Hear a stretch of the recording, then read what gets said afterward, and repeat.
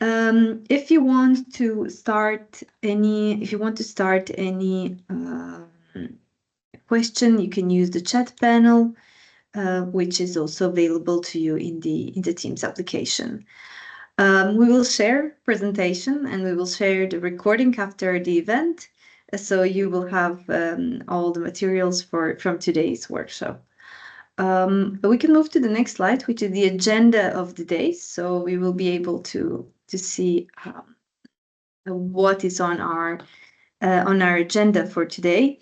And you actually received it in your emails. So the overall workshop will, we're planning to finalize around 11:45.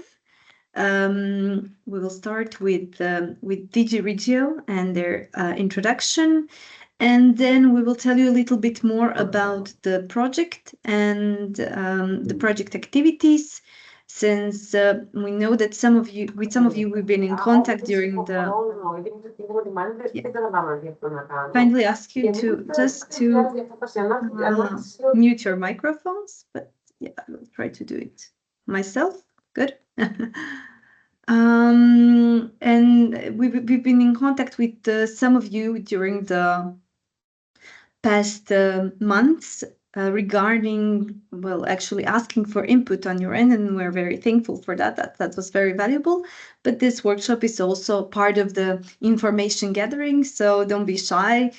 Please share your thoughts during the workshop, share your questions, as we will also have the presentations of the anti-fraud activities in the programs by the managing authorities from Danube and Nuremberg program. And then after the break, we will also have the presentation of good practices from the Romanian managing authority and Croatian audit authority. After that, we will finalize the workshop. So as I mentioned, I hope that you will be active in this participation and that this will be a room for you to share also with your colleagues on the topic of fraud prevention during this a few hours. And without further ado, I will leave now floor to Gilles Kittel from DG Regio. Gilles, the mic is yours, and we can move to the next slide, Tonka. Good morning. I hope you can hear me well. Is it, yeah? Yes, loud and clear? Everything is working fine. Good morning, fine. colleagues. Nice to see you. Thank you, Eli Yanena. Yeah, a few words from ourselves from DG Regio. So first, maybe a few words about myself and my colleague Maria. So we are the two people, let's say, leading on this action from the operational unit. So we are working for the unit D1, dealing with territorial cooperation with essentially external countries. We are dealing also with the macro-regional strategies and with Chapter 22. And that's a bit in that context that we wanted to carry out this study with the help, obviously, of PricewaterhouseCoopers. I need to highlight, you see, as an introductory remark, that we are supported also by our auditors, the famous DAC, and Olaf. So Olaf is also was involved in the drafting of the terms of reference and is regularly consulted, you see, during the implementation of the action.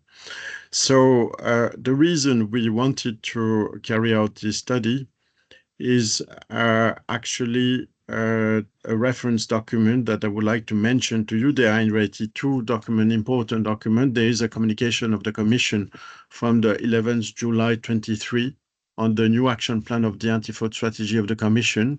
So that was one important document that, in a way, was the foundation, let's say, of this action.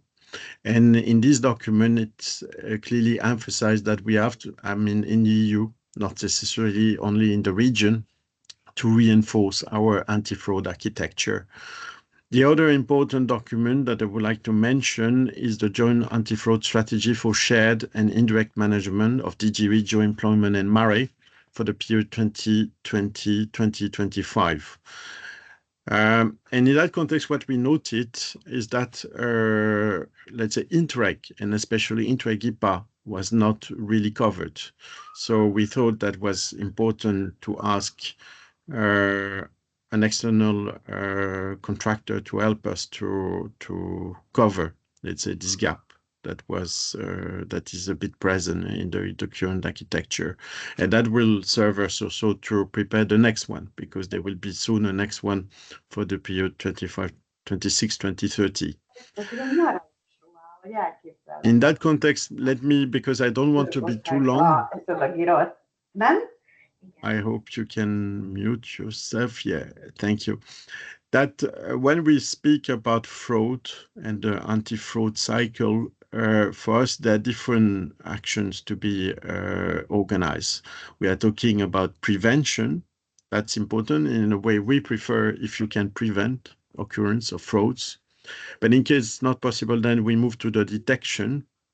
And in case once you have detected cases, then you investigate them, so investigation and then correction of fraud. So you see there is really a sequence, and we need to cover through the work which is carried out by PricewaterhouseCoopers to cover those 4 dimensions.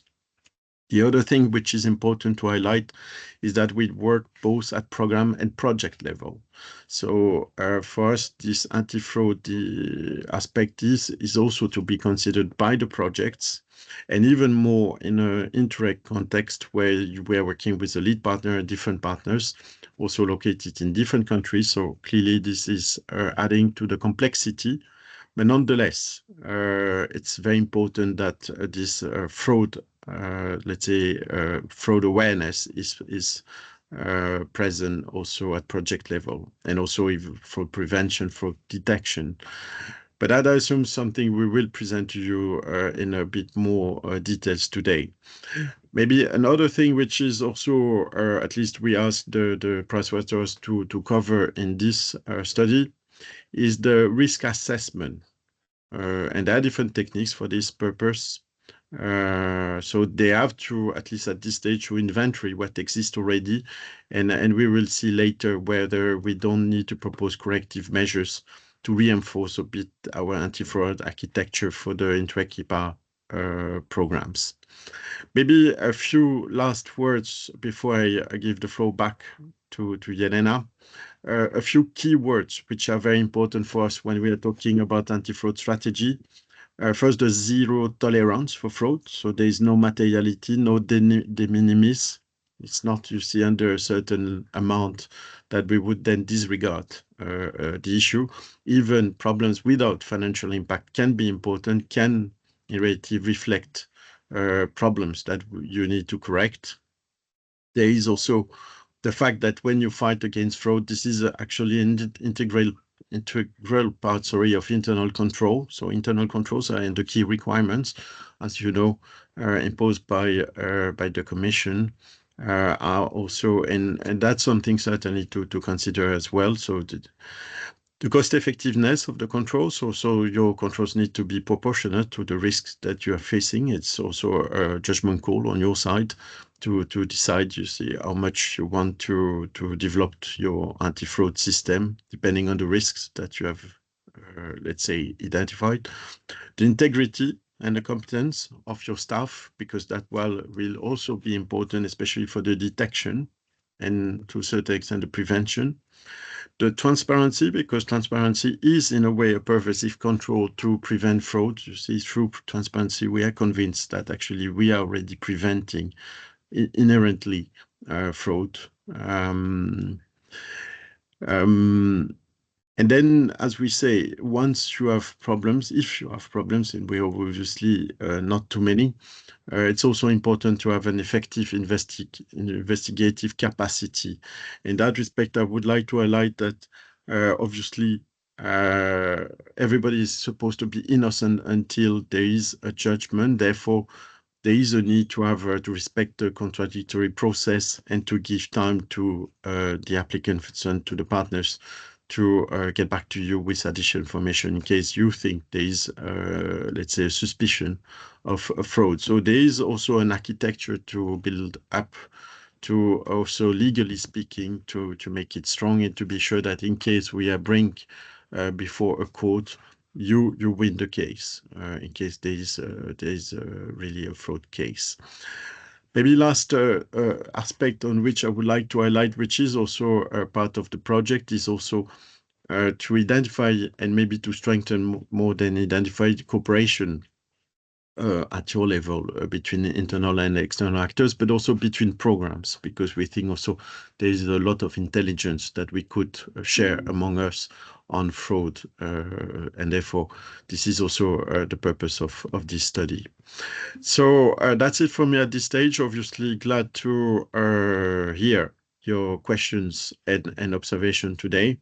Thank you also very much to all the panelists who will feed also our reflection, and I assume we will then talk again at the end of this let's say workshop, and we try to summarize. But thank you very much. Have a nice workshop. The Commission is obviously available bilaterally now or later for any specific question, and otherwise I wish you already a good workshop, and we talk again at the end, maybe if Jelena find it necessary. Thank you. Jelena, the floor is yours. Thank you. Thank you very much for this introduction, and providing actually an introduction also to what is the aim of this project, and what was done by now within the project activities. We will tell you a little bit more about the overall project in the next minutes, but before that we can move to the next slide, where you will be able to see a code for Mentimeter. We will try to make this workshop a little bit interactive, and also gather information from you as representatives also of the programs and people working on a daily basis in the programs. So please either scan the QR code on the right-hand side, or you can open your browser and go to the menti.com and enter the code 32293828. We will also put this code in the chat, so if when we move to the next slides, you can also join. Tonka, can you move back, please? Yeah, we're not moving yet. Yeah. Oh, okay. So it's menti.com, and then the number is 32293828. Let's wait for most of you to join, or all of you to join. We'll give it another minute. I see that you entered and liked. Let's give it another like few seconds, and then we will move to the question. I can see that you're joining, which is great. We will have a test question, let's put it like that, to see whether everything is working, and then we will use it throughout the workshop in between different presentations.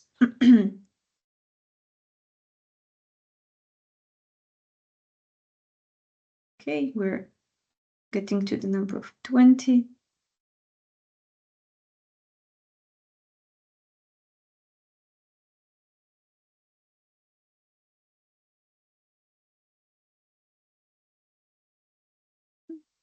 Great. Okay, I hope that most of you managed to join. I will just repeat for the people who joined now to either scan the QR code or to go to menti.com in your browser and enter the code. We can move to the question. Okay, do you think there are many fraud cases in the Interreg IPA program? This is a test question to see whether everything is working. Okay. And also to see what do you think about the question asked? Okay. We see that there is also 40 people that joined to Menti. That's great. So it means that most of you besides the project team are there. Okay, good. So we have 26 people who think that there are not many fraud cases, and 27 and growing, and we have 6 participants who think that there are many fraud cases within the program, which is within the programs, which is also very interesting. And it would be interesting also to hear your opinion during the workshop. But we will also see during the presentations what's the situation with the fraud cases among the programs. Okay, we can move to the next slide, to the presentation. As mentioned, we will go shortly through the objectives of the project and through the overall scope of work, and also for you to see where we will potentially need your input in the future and what has already been done. So, and what can you actually expect in the end as an output of the project. So we can move to the next slide. Okay, so as mentioned also by Gilles, this project is very important for the IPA countries, and it's in a way aiming to prepare recommendations for improvement for the IPA 4 program and similar instruments, but is also providing an input to debate on the future EU cohesion policy programming and implementation arrangements in the EU candidate and potential candidate countries. There are 3 activities through which we are planning to achieve that. And first one is already it's implemented in a way because it's focused on identifying the main fraud challenges that you're facing, risks, also capacity obstacles within Interreg IPA programs that are part of this project. And for that, we were actually reaching out to you, having different interviews and asking you to provide us input on this topic and basically the current state when it comes to fraud challenges, anti-fraud policies, and all other aspects that are related to this topic. While we gathered a lot of information already, it is, and I'm calling all of you, if you see that you have any interesting input, anything you find valuable or you find relevant for the project, feel free to share either today with us during the workshop or later on using our contacts, because we are using all this input to actually develop feasibility studies and roadmaps for 10 good anti-fraud and anti-corruption practices. The idea is actually to take this anti-fraud and anti-corruption practices throughout the overall fraud cycle, and based on that, provide a roadmap of how the overall combating of fraud, the good combating of fraud, would look like in one program. And then the third activity is related to the upgrade of the anti-fraud and anti-corruption practices in the IPA 3 beneficiaries and formulating recommendations for their effective implementation, and also a better alignment between the IPA 3 beneficiaries with the key or the Commission's requirements. So the 2 activities, the second and third, are still to come. The second one is on the way and ongoing, and the third one will be a part of our scope later on in the year. So we might actually get back to you with certain questions on the status in your programs or anything you would find relevant or you would need, let's say, a recommendation in the future for. We can move to the next slide. So I already mentioned that there are Interreg IPA programs covered. This means that we have 14 programs in total that we're covering within the project. So these are 10 Interreg IPA CBC programs on the right-hand side, and we also involved Adrian, Danube, Euromed, and Urbect program. And some of them, representatives of some of them will actually be providing presentations today and sharing their experiences and their lessons learned.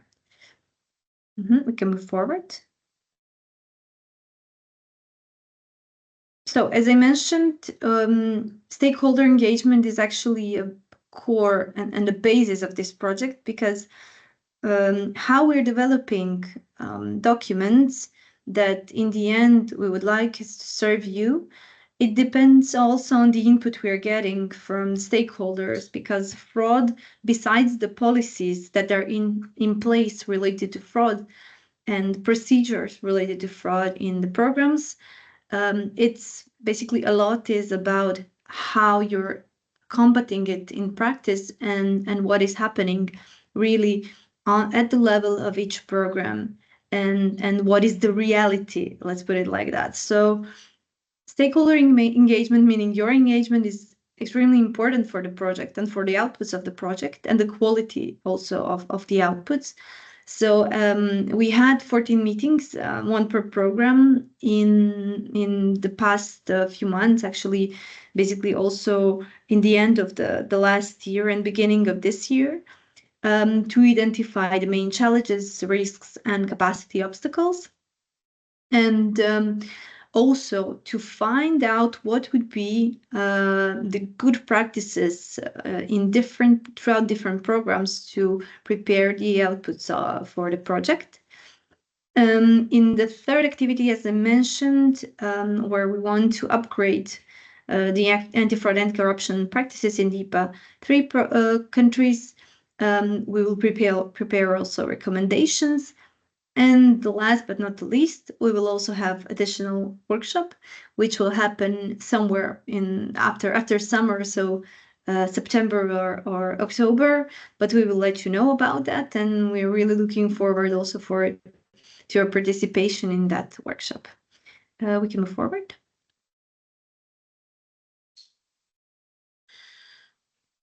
The project outputs, as you can see, and you probably could already have an idea while I was speaking about the activities, are, first of all, issue papers. So these are basically the findings of what is the current state in the field related to Interreg IPA programs, where we have the same managing authority, basically the same member state in multiple programs. We have joined that because usually the practices are the same as the policies. So we have 10 issue papers, so by the programs. We will also prepare feasibility studies and fishes that will be connected to the 10 good practices we are looking for within and across these 14 programs. And we will prepare the roadmap on how to establish an effective anti-fraud system. And the last part of the project will be focused on setting up the e-library, where you will be able to actually enter and read out those outputs, and hopefully, use it in your daily work. And I hope this will be something that will be really helpful for you. And then the last will be to dissemination workshops. We can move forward. What is yet to come, as I mentioned a few times already now, but it is very, very important, is a collection of good practices in fight against fraud, whether it's something at the policy level or anything real or a legislative aspect or anything related to that. And we're very welcome, very open to receive those. We'll be also reaching out to the IPA 3 countries, especially when it comes to the future recommendations. And we're going to organize the second dissemination workshop, as already mentioned, in September or October, and we will be reaching out to you again to join us for the workshop on the, let's say, outputs that are yet to come, or we'll actually present the results. And we can move now to the next slide, where we have a question for you. it's an open-ended, so you can write it down. What do you find to be the biggest limitation in implementation of the anti-fraud measures? So coming from your experience, from your program, from your daily work, what do you find to be the biggest limitation? For the ones who joined later, you can join at menti.com and use the code that you can see on the upper side of the slide. We have first answer. Simplification. Okay.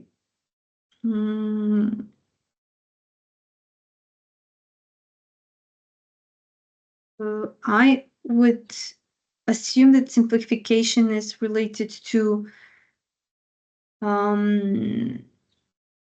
more simplification, or I'm not sure. So if someone who wrote it, you can also raise your voice and explain a little bit. And we're also waiting for other participants to write. You can open your mic and speak up. It's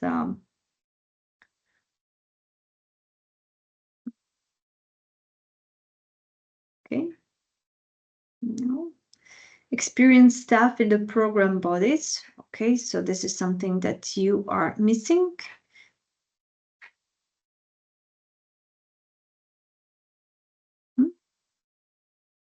Let's see if we have any other comment on the limitations.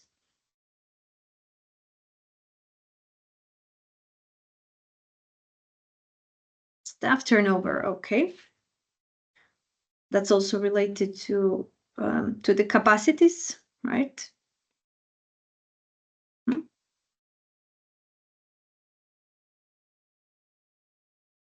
Investigation beyond program body's responsibility. Experienced staff, okay. Clear procedures, who does what and when in each program partner state, okay. So I see that a lot of things are actually related to procedures and staff or the capacities.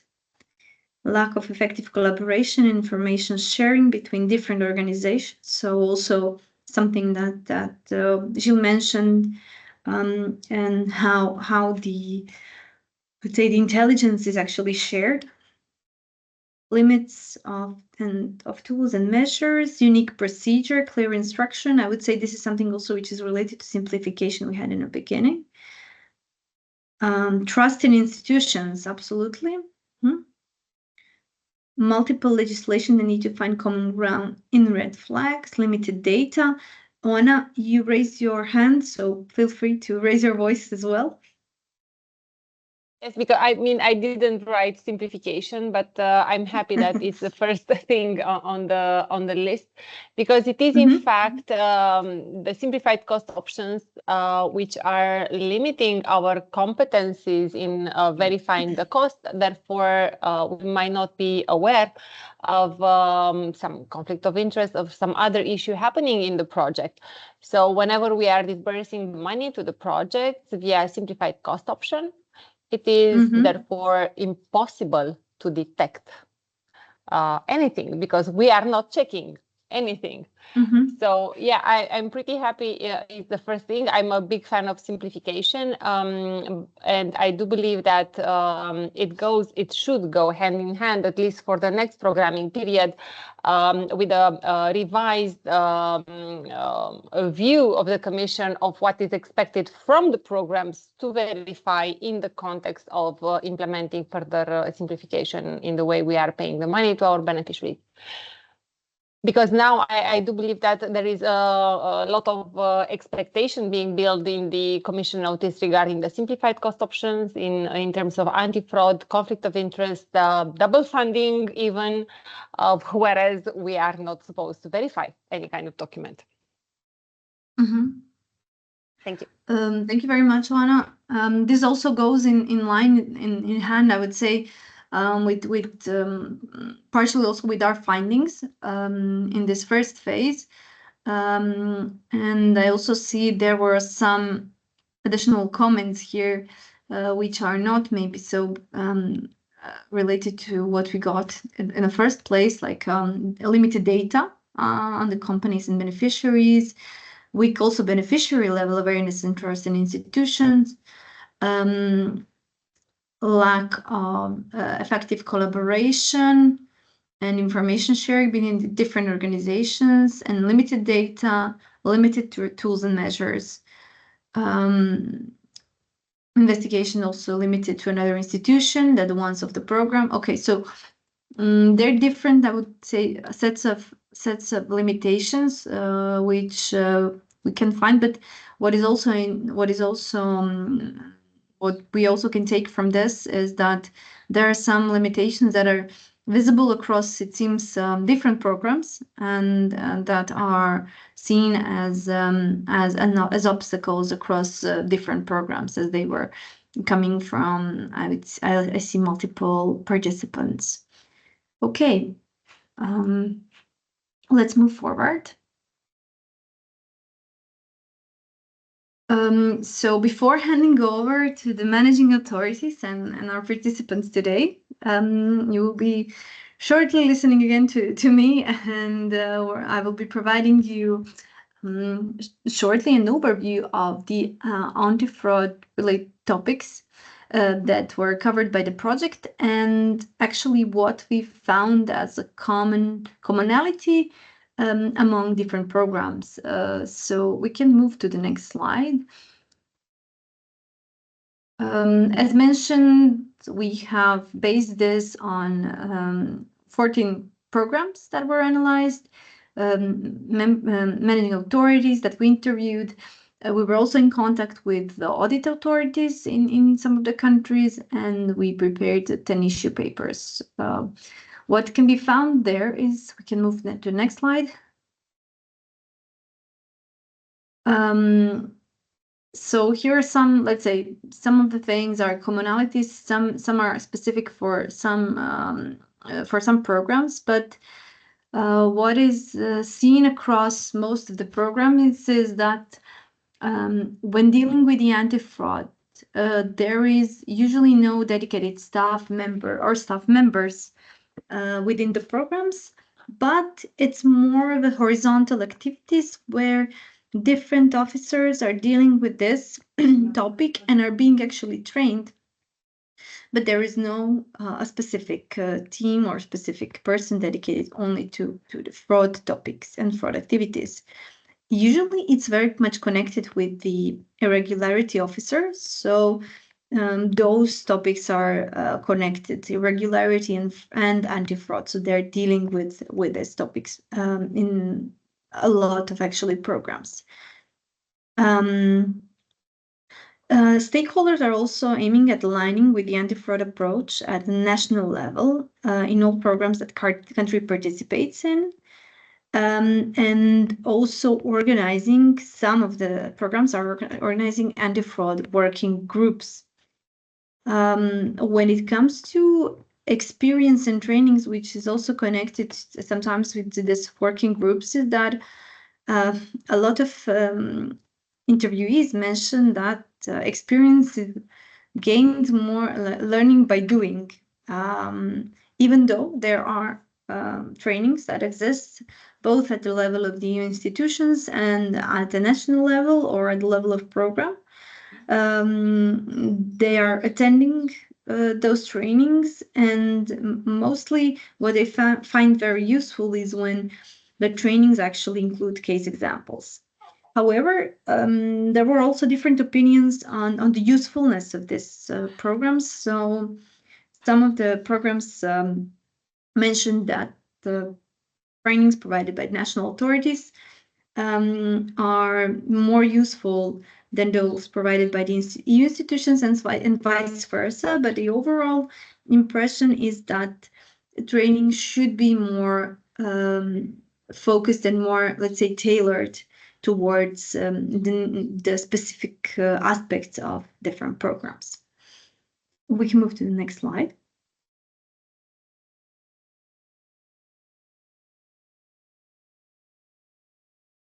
When it comes to the policies and anti-fraud policies and written procedures in programs, anti-fraud policy itself as a standalone document exists in majority of programs.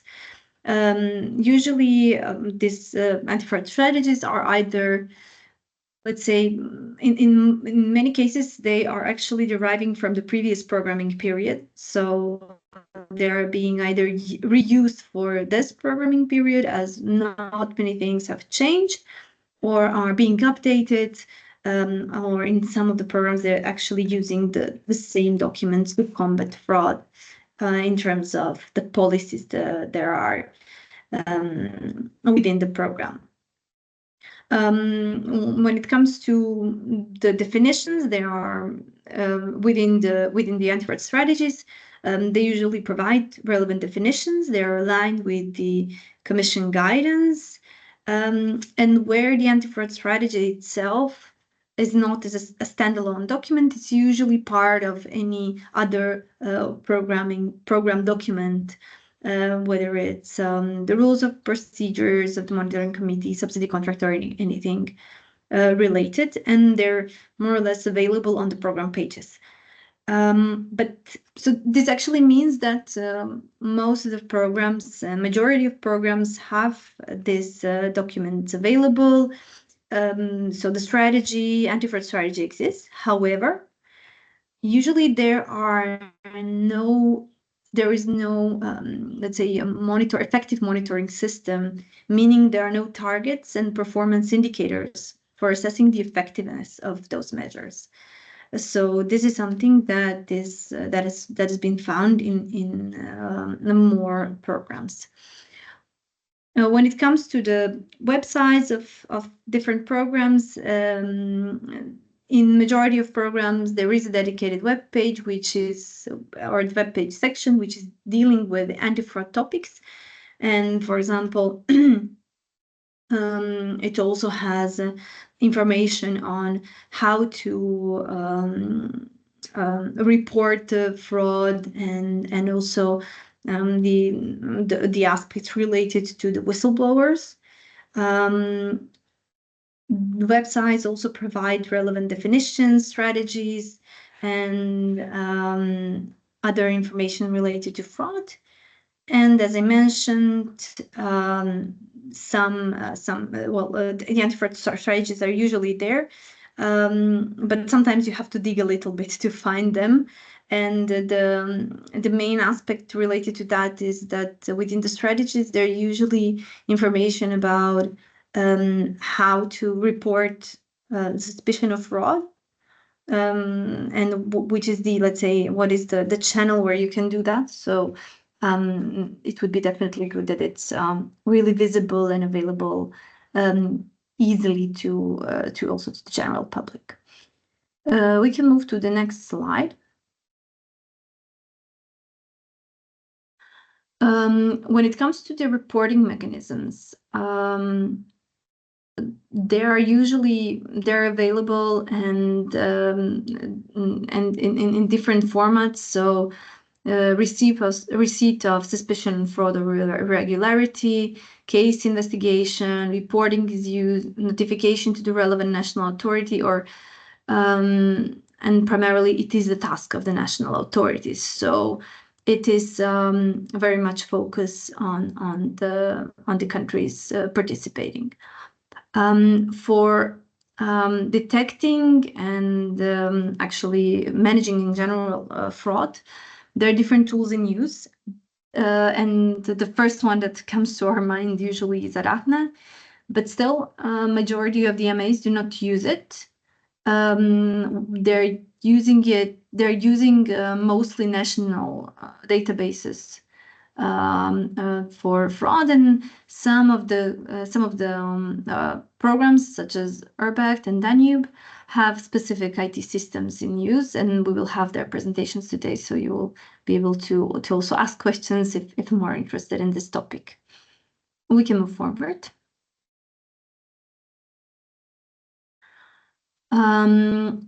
So when it comes to the procedures for lessons learned, they're usually not existent in the programs analyzed, because, and we're coming back to the first question of the day, there are not many fraud cases detected. So meaning there are not a lot of lessons learned. But the general experience sharing is happening within these working groups where they exist, and regular risk assessment and management. Still, working groups are not that common for all the programs, and especially the sharing among different programs, different managing authorities on this topic is still not that developed, or at least this is something we got as a feedback from our interviews. There are also other topics, but these are very individual when it comes to the programs. That there is no beneficiary guide developed by the lead partner. Some programs actually want to increase the transparency and prevent irregularities. So that they actually ask to publish each tender regardless of the amount on the program website, and then all the procedures then in that case are made public. There is a program that has a monthly newsletter, and basically staff retention, as you mentioned also in the previous question. A lot of managing authorities, but also other bodies within the system are dealing with the, let's say, dealing with the challenge that experienced staff is leaving the managing authority. Not all, but this staff retention is one of the key topics that also emerged during our interviews related to the anti-fraud topic. Okay, we can move forward.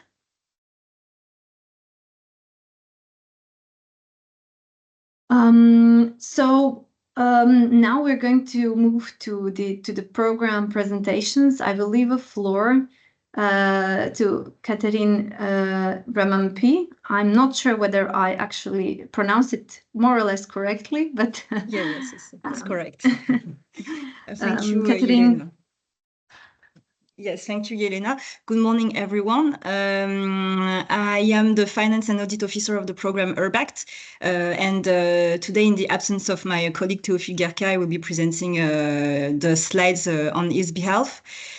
So yes, first of all, we can move to the first slide, I think. Yes, yes, the second. Okay, yes. First of all, a brief presentation of who we are. URBACT is a European territorial cooperation program that has supported urban cooperation since 2002. And its core mission is to promote integrated and sustainable urban development across Europe by enabling cities to work together, exchange experiences, and co-develop solutions to common urban challenges. Currently, we are in the 4th generation of the program, and the program is structured around 3 main actions: transnational networks, capacity building, and knowledge hub. URBACT currently includes 40 ongoing networks with many IPA partners, with an additional 40 expected to launch in 2025 and 2026. And in the previous programming period, there were 83 networks supported, with a total of 678 partners involved. Next slide, please. Yes, the total budget of the program is 110 million, and the beneficiaries, the eligible beneficiaries includes generally public bodies, cities, metropolitan areas, municipal agencies, and other non-city partners. And it covers 36 countries, including 5 IPA countries: Albania, Bosnia and Herzegovina, Montenegro, North Macedonia, and Serbia. We also have 2 NDC countries, Ukraine and Moldova. Next slide, please. Yes, in terms of organizational structure of the program, I would like first to say that IPA countries are treated the same way as other EU countries in URBACT. Our structure is a very classic Interreg program structure, I would say.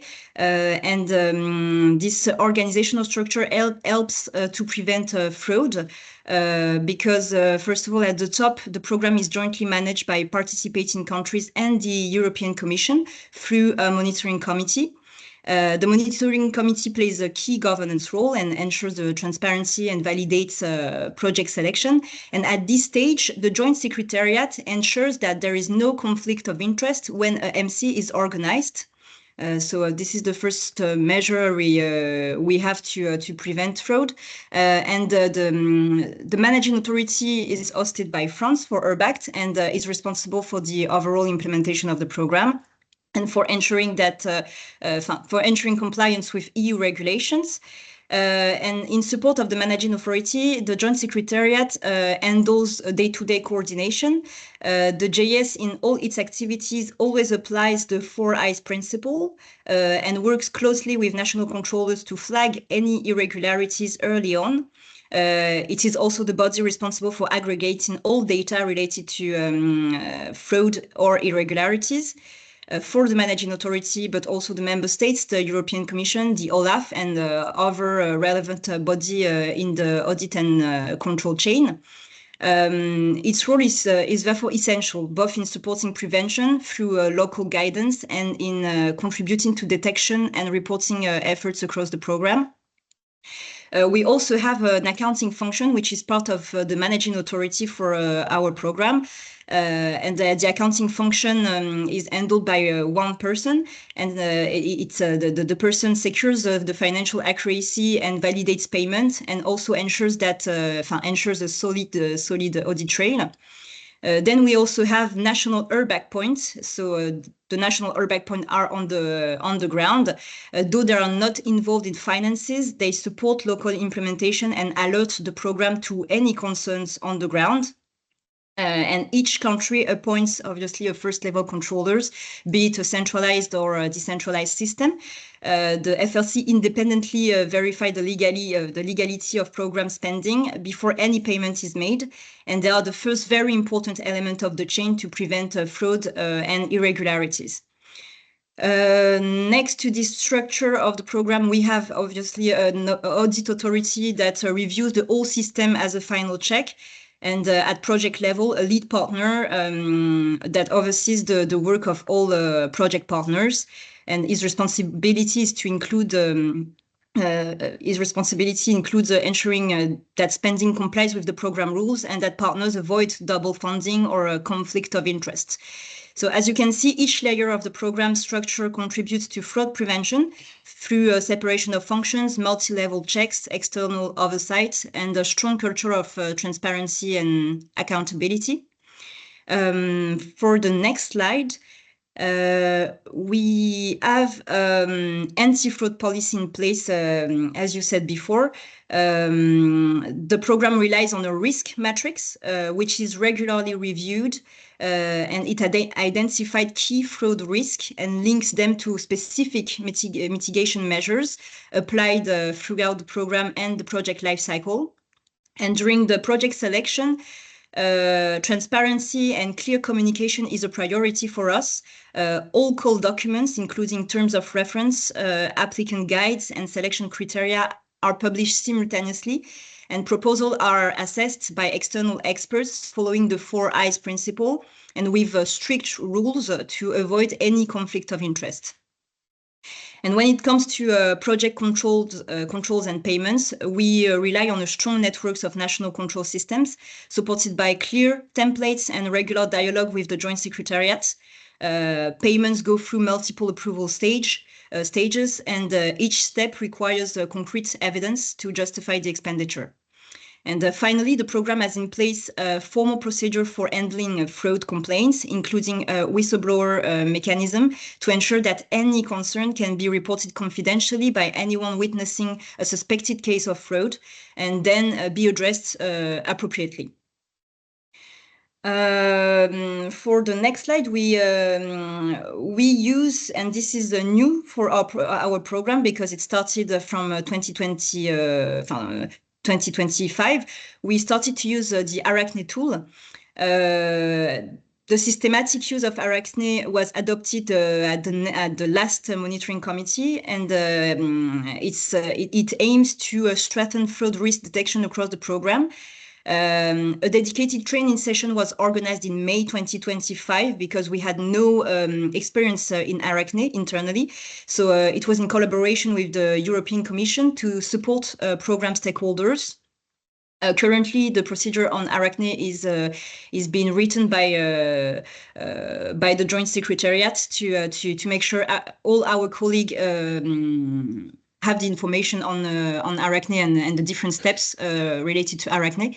With the Commission's support, a first risk screening was carried out using Arachne. All current beneficiaries, including 27 partners from IPA countries, were checked.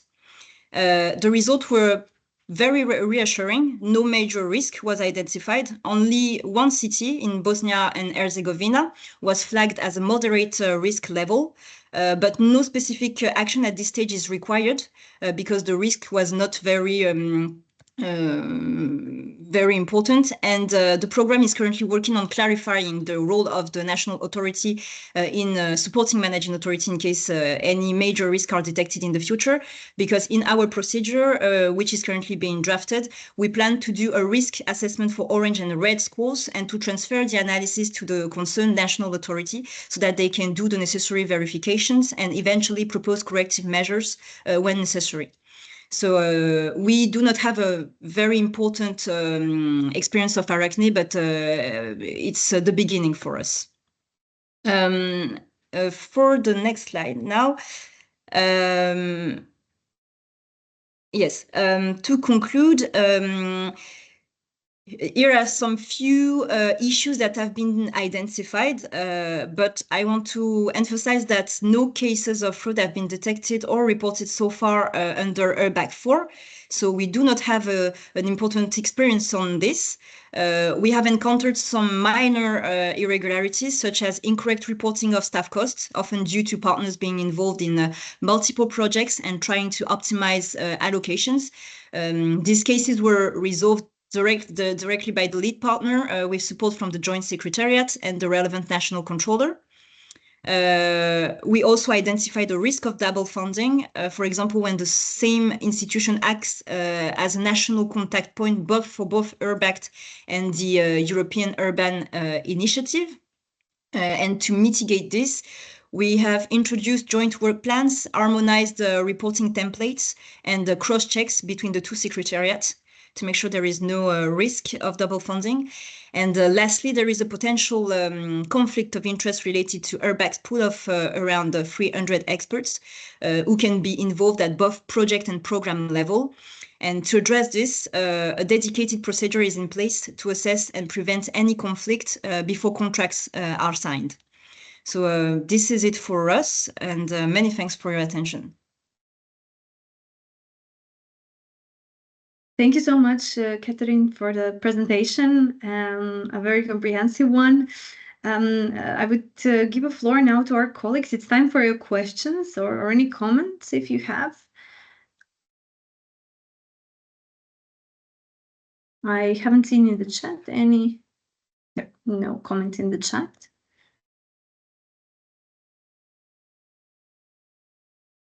Okay. Then, when our colleagues are still thinking, I do have a question related to, well, actually two questions, but we can maybe start with Arachne. So my understanding is that you started using it from 2025, right? How did you do all the checks before that? Did you use any like national systems, or how was it done? To be honest, we have done the dispersed check with someone from the European Commission, Mr. Gauthier, and we have completed the template. There is a document called Excel document called generator, XLM something generator. We have completed this document. With all the informations related to our beneficiaries and our projects. And this has been injected in Arachne and that's it. And then the results were out, and we started the analysis based on the results in Arachne. Yes. Okay, understood. And then the second question is more related to the application stage. So when the applications are made from the potential beneficiaries, how do you have any specific procedures on how do you check, for example, double funding, whether there would be a double funding if they're granted with the grant from Morbact? For this question, as I am not in the joint secretariat, I work for the MA. I will give the floor to my colleague Pierre-Jean if you can answer to this question, because I think is more relevant to answer to this. Pierre-Jean? Yes, hello everyone. I'm Pierre-Jean. I'm Program Management Officer at URBACT. For that question, I think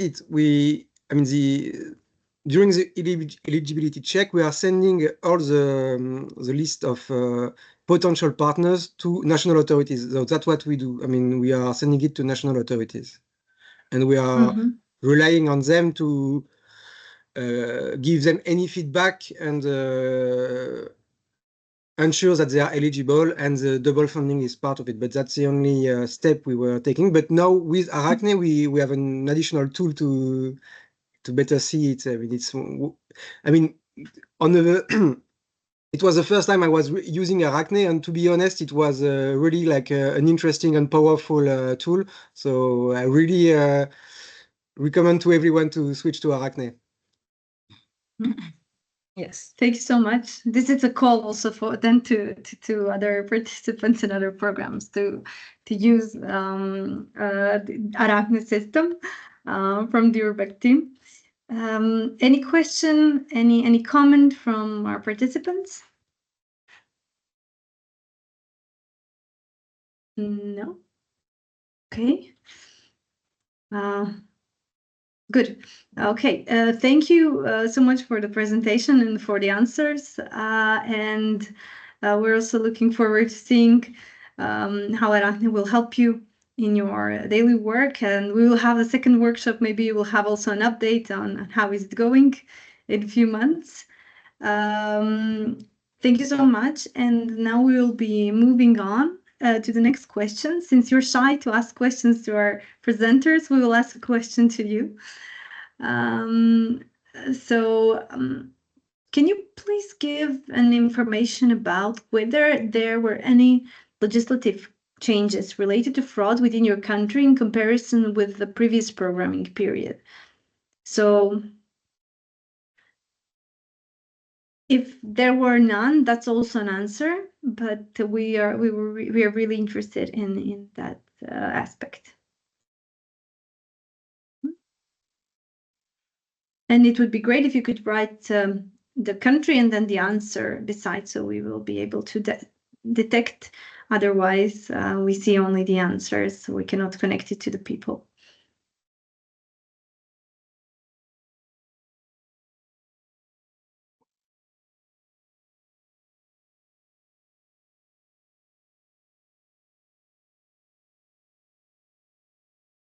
There are two no's.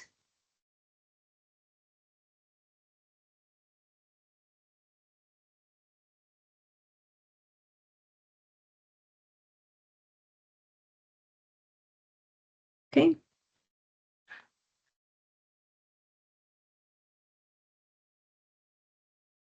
I will give a minute for you to think and to also add your answer.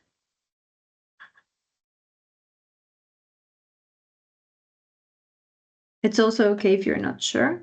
It's also valuable for us to have that input.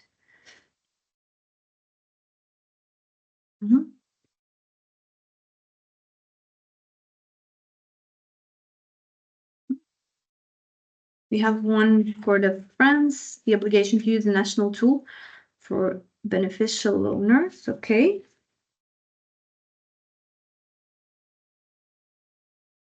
It would be great if I can ask you just for the ones who wrote no, or there is one yes, if you can, this one that is yes, if you can just write your country in the chat or let us know which country is that.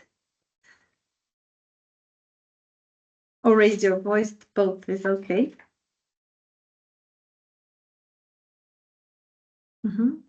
Okay, there are also people who cannot answer the question, which is perfectly fine.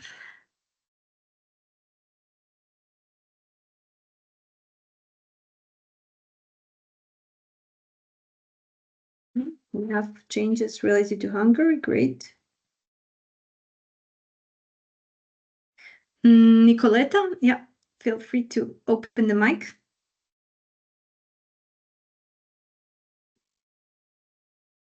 Thank you so much. Thank you so much. Basically, not the whole procedure of how fraud issues have been handled is changed recently, but at national level, there are more stricter controls have been introduced in terms of conflict of interest, and also all colleagues are going through to a special control activity. So we are examined. There is a special body has been established who is checking all those conflict of interests and also fraud-related activities through a stronger control for the people working on in the development policy, and included also in Interreg programs. So this is the first year we are also need to provide information, then the sample will be selected, and also we will be in the sample to be checked. So this is a part of the big anti-fraud exercise. So not only conflict of interest very deeply checked in terms of the project partners, but also the implementers, so the implementing body colleagues in the administration. Okay, thank you very much for this. Thank and you. We have one hand raised, Katarina Herman from Olaf. Yeah, thank you very much. Good morning to all of you. Yeah, I have one comment to make, but it's more for you as the contractor carrying out this assignment. With regard to your question, which is formulated in a general way, referring to the countries as such, I don't know if you know that in the annual so-called PIP reports, so the reports on the protection of the financial interests of the EU, these are annual reports. We are regularly, as Olaf, we are asking member states to inform us about new measures taken in the anti-fraud area, including also legislative changes.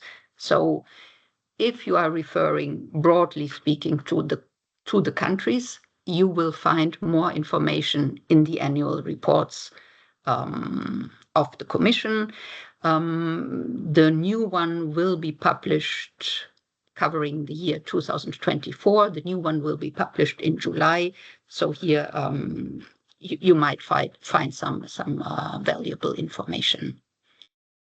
And I also have two questions, which are, however, not linked now to this latest presentation. So please tell me if I can ask them now, or if you want me to ask them later. No, you can ask them. You can ask them now, Katarina. Feel free. Yeah. I have. And thank you, by the way, thank you for this input on the reports. That's absolutely valuable, and we're looking forward to this one, to the new one that is going to be published. You're covering only member states in the reports, right? On these measures, yes. Yeah. Yes. Yeah. Okay. Yeah. Okay. Good. Thank you so much. Yeah, my questions. First one is related to an information that I had sent to DG Regio when, as Mr. Kittel had pointed out, there have been contacts between Regio and Olaf with regard to this assignment. I had asked the questions concerning the reporting of irregularities and also cases of suspected or established fraud. Because when you refer to reporting, well, reporting has several facets. And one facet of reporting is the reporting of irregularities, including fraud, to the Commission through the so-called irregularity management system, the IMS. I wanted to ask you whether, when you refer to reporting, are you covering also this aspect, or do you cover only other forms of reporting? For instance, well, you could imagine reporting of instances of fraud to the European Public Prosecutor Office, or you could imagine reporting for investigative purposes to Olaf, or it could be reporting exclusively on the national level between the different authorities of a country. So we would be happy from Olaf's side if also this reporting of irregularities via the irregularity management system could be covered, because from our experience there are still a lot of questions when it comes to this aspect, and this reporting to the Commission is indeed an obligation that is provided for in the relevant legal basis. Thank you very much. Thank you, Katerina. When it comes to reporting irregularities, and when we were asking questions towards the programs, especially the managing authorities, and also as we had some contact also with the audit authorities and joint secretariats, we also got different answers. But yes, it was in a way it was connected to the, let's say, the national reporting, but also, or the program reporting, but also we got some feedback on the IMS, on the use of the IMS throughout the program. So yeah, in that sense, this is also involved. Okay, thank you. And for those that, well, if I understand correctly, they use IMS, have you been made aware of any difficulties that countries are experiencing?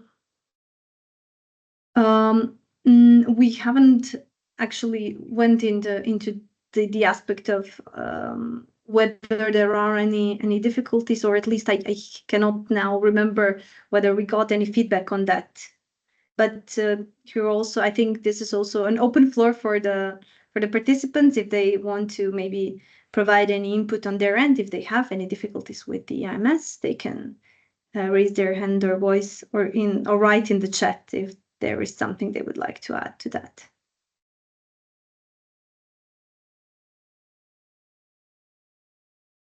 Okay. This is also an open question throughout the workshop, so you can write it down. But because of the timing, we will now move to the next presentation, which is related to the Danube program. Simona, are you here with us? Yes, hello. Good morning, everyone. Okay. Do you hear me? Hello. Yes. Hello. My name is Simona and I'm head of Joint Secretariat. I'm replacing today my colleague, who is actually responsible for the anti-fraud strategy and for risk management at program level. So I hope I replace him well. So without further ado, if you can switch to the next slide, the next one. Today, I will talk more about how we are embedding within our management structure and at program level the anti-fraud measures. I will tell you a little bit about the responsibilities and separation of functions at program level and the experience that we had with fraud issues, which were very limited, fortunately. The next slide, please. Danube Region Program is a transnational program. We are covering 14 countries, 9 member states and 5 candidate countries, 3 IPA and 2 NDC countries, which are Ukraine and Republic of Moldova. It is important to mention that all countries in the program are following the ERDF rules, so we are not following IPA regulations.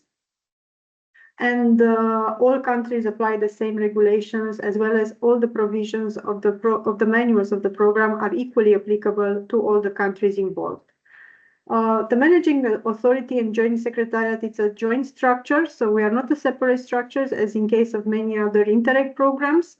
We are a separate department within the Ministry of Public Administration and Regional Development of Hungary, and we have distinct functions inside the ministry. So we are basically independent from the functioning of the ministry, as well as my colleagues who are dealing with the fraud issues are independent of the risk management officers of the ministry, which are dealing with this at national level. The responsibilities of the managing authority and joint secretariat are clearly set up in the Interreg program, in the program complement, as well as in the internal regulation and organizational structure of the ministry. At program level, we have a separation of functions between the certifying authority, audit authority, and controllers. The certifying authority is represented by the Hungarian State Treasury. Audit authority is the General Directorate for Audit of the EU funds. And the controllers are established in all the countries, in all the 14 countries of the program. Each country has either a centralized or a decentralized system, depending on their organization. For the program level organization, within the managing authority and joint secretariat, we have different functions which are separated and different colleagues who are managing anti-fraud elements related to the anti-fraud. We have an integrity and anti-fraud manager, which ensures the overall coordination. This is the quality assurance manager. We have an irregularity coordination and internal legal advice. We have an irregularity officer like a manager as other program. We have a colleague who is dealing with ARACME coordination, which we are calling simplification manager. And the control coordination is ensured by the eligibility manager, the program level. All in all, we have 21 staff in the managing authority and joint secretariat, and which are dealing with anti-fraud measure as our regular assignments, but to the extent which corresponds to the job description and according to the functions that they have in the managing authority and joint secretariat. If we could move for the next slide.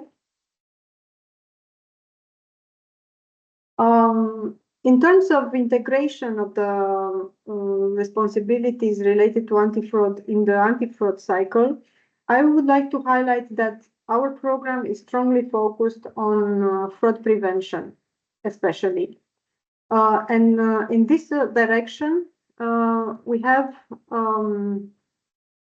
certain risk management environment elements that have a strong preventing effect, which are related to the allocation of responsibilities, which means a clear allocation sends the message to potential beneficiaries that there is a coordinated approach toward combating fraud within the management and control system of the program. And the second point is related to the staff training. And here I would like to highlight the fact that training and awareness raising facilities is related to anti-fraud. We are trying to make it a culture, and we regularly have meetings and trainings and discussions with the colleagues, with all the colleagues of the Secretariat in relation to these issues. Within the management and control system, we have some preventive controls that are very important. First of all, the most important is the internal control. And here we are considering the administrative and on-the-spot checks which are carried out by the controllers and which should have sufficient coverage at program level. The likelihood of detecting potential fraud increases when the checks are very thorough. And it's important to highlight that the staff in charge of administrative and on-the-spot management verification are experienced and are experienced in their work. We have other controls that we are doing. For example, the staff of the managing authority and joint secretariat, we all have to have presented a criminal record when we are employed here. So these are side things that we are doing at program level. We have used Arachne system during the 2014-2020 programming period. In this respect, we shared called related specific data in Arachne system, but I have to mention that at that point, not all the countries of the program were sharing information in Arachne. So there were some missing countries, therefore the data that we could have had was not complete. Nevertheless, now, because you mentioned before that we have own monitoring system. Actually, we are using GEMS system developed by Interreg, but in parallel, we are developing our complementary system to GEMS, which is linked to GEMS, which will be more helpful to automatically share data with Arachne, because there are some elements related to irregularities which are missing from GEMS, and we will integrate it in our own monitoring system. And in this respect, call-specific project data will be provided upon request. What we are also doing now, and we are trying to integrate also this index.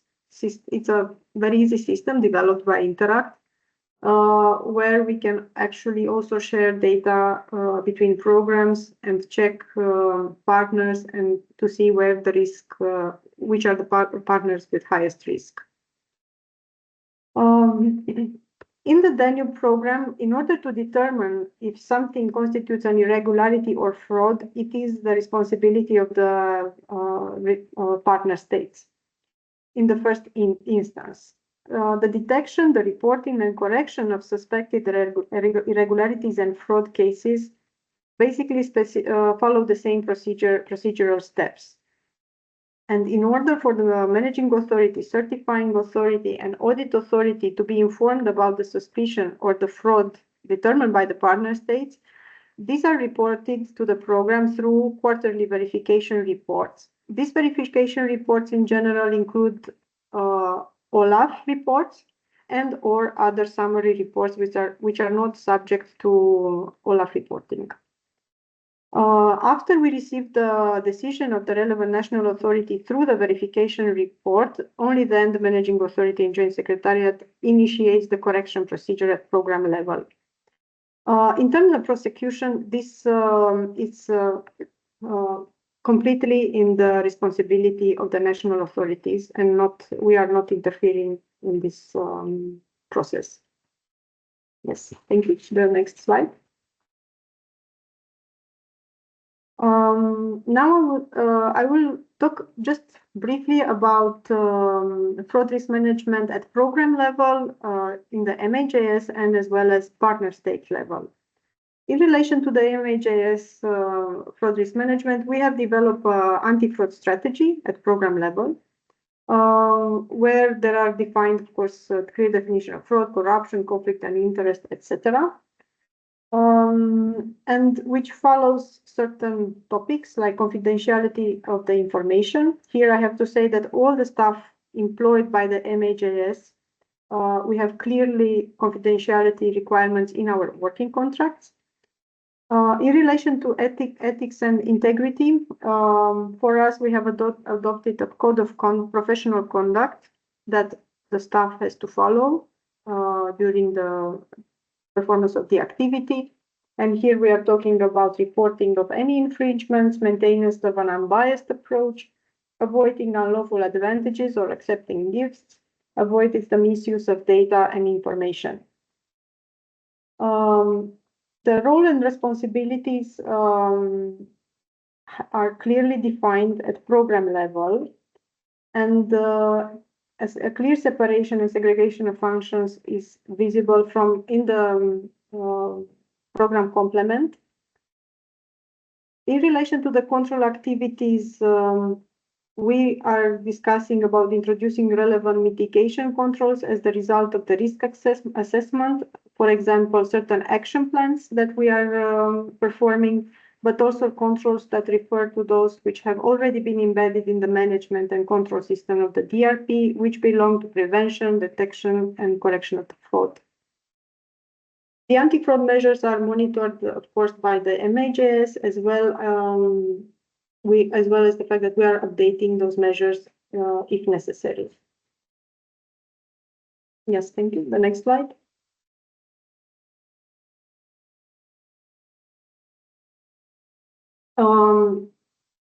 It is important to highlight that partner states are also complying with the anti-fraud strategy, because this is a document that it is adopted also by the monitoring committee. It is approved by the monitoring committee.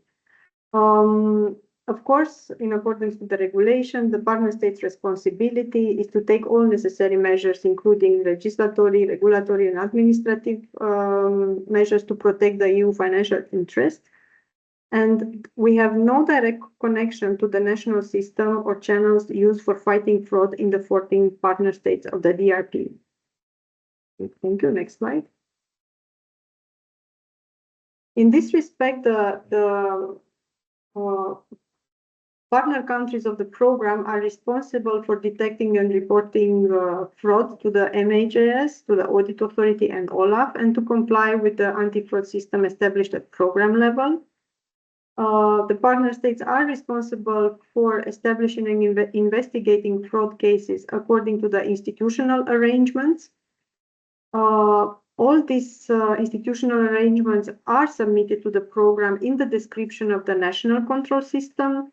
The description of the national control systems is regularly updated at program level, and the responsible body at national level shall also inform OLAF by submitting irregularity reports in the irregularity management system.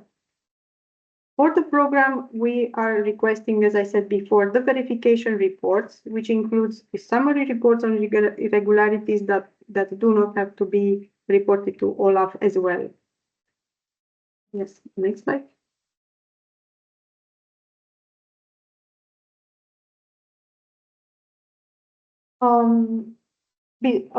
Besides the anti-fraud strategy, we also have a fraud risk assessment strategy, which is based, of course, on the self-assessment tool prepared by the Commission.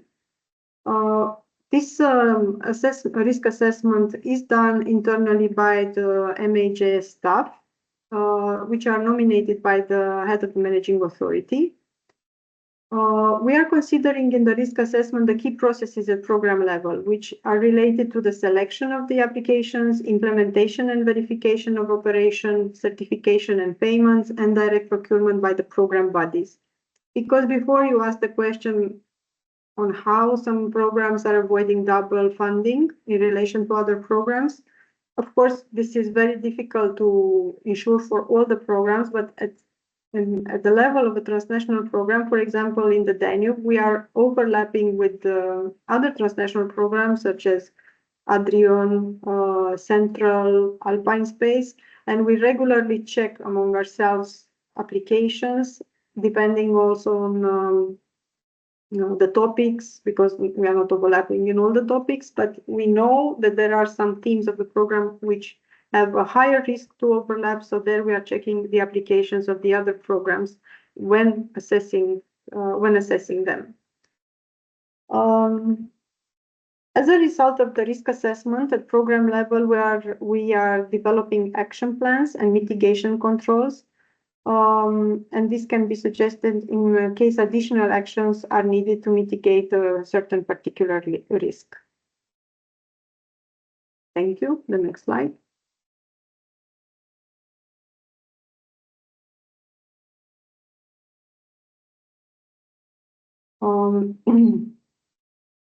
I don't want to repeat myself. That's why, because I usually speak and then I realize that I'm going forward with the presentation. Yes. in terms of experience at program level, fortunately, we have no fraud experience. However, of course, we have irregularities that have been detected at a certain stage, either during performing the control by the first level control, or when the audit, the sample audit came. We have procedures for ensuring recoveries of funds at program level. And we would like to highlight that we had in the previous program, 2014-2020, two suspected fraud cases that have been identified at the partner state level and have been reported to OLAF. However, in both cases, no substantial irregularity was found by OLAF. So that is our only experience in relation to previous potential frauds. I think that's it from my presentation. Thank you very much. Thank you so much for the presentation and providing also input on how you're working and what are the developments within the program. I just wanted to check whether there are any questions before we go to the break, whether there are any questions from the participant side.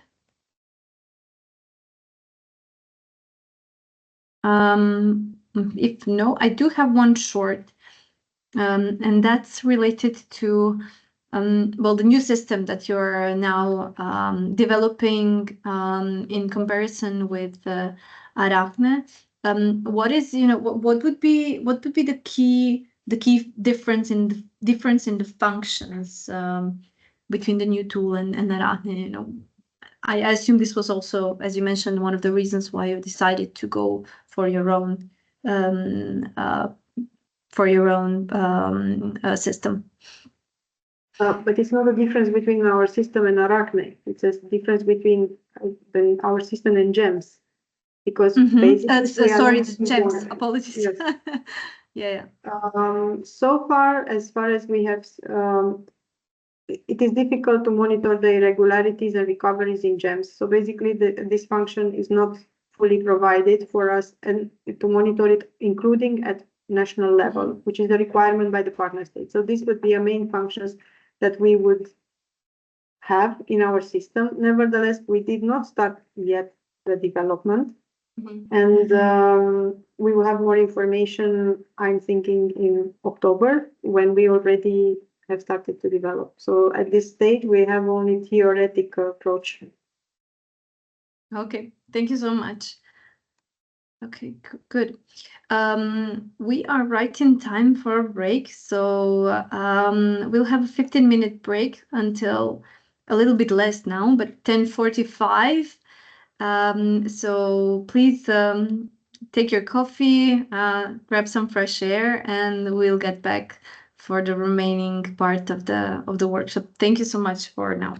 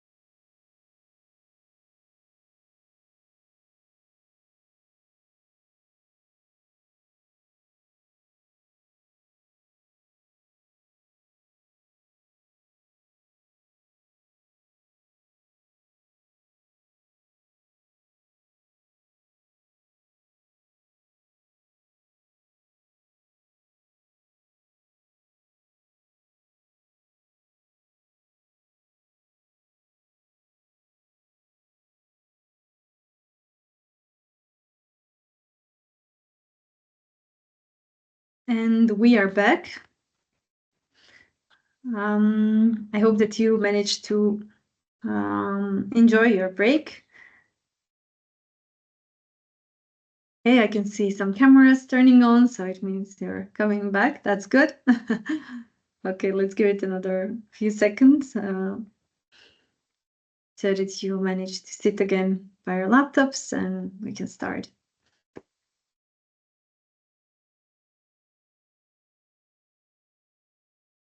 Okay.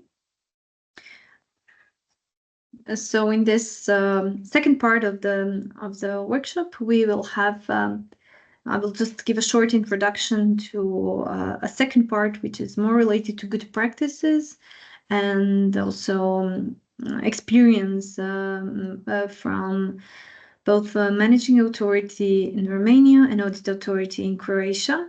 So we will start with the Romanian case. But let's move to the good practices, and then I will have another question for you to see actually whether we managed to get back from the break. Okay, we can move to the next slide.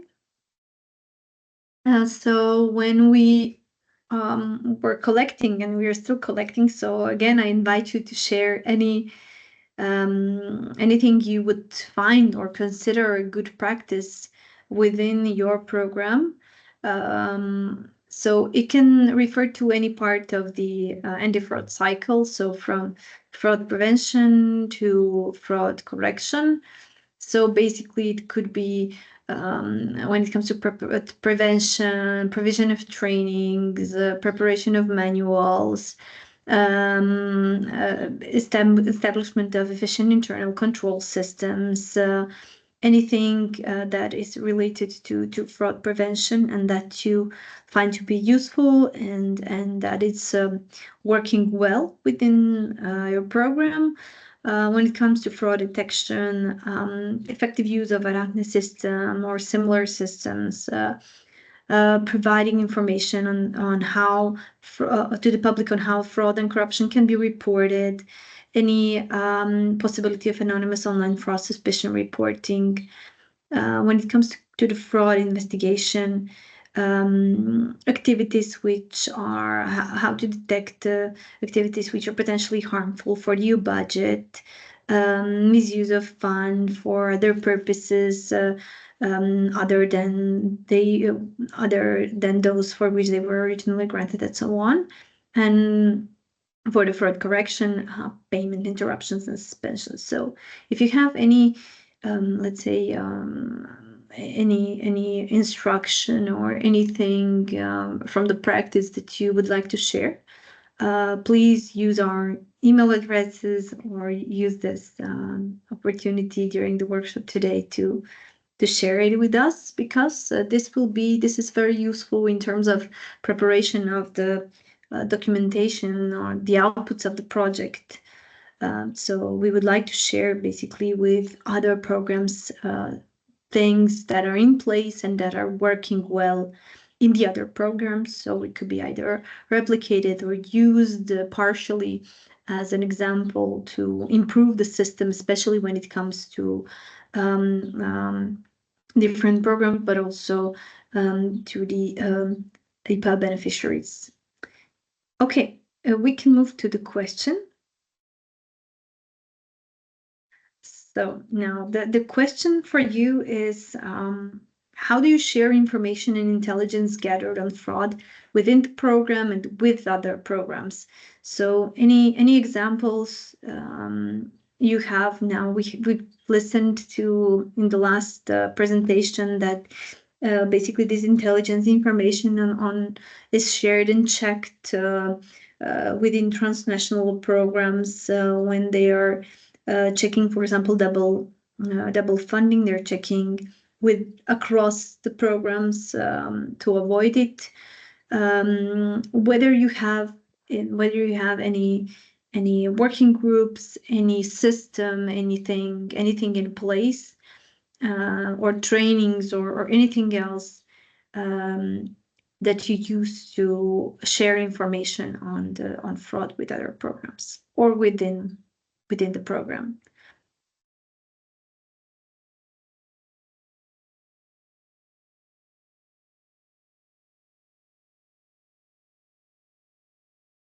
We'll give it a minute so you can think and add your experience.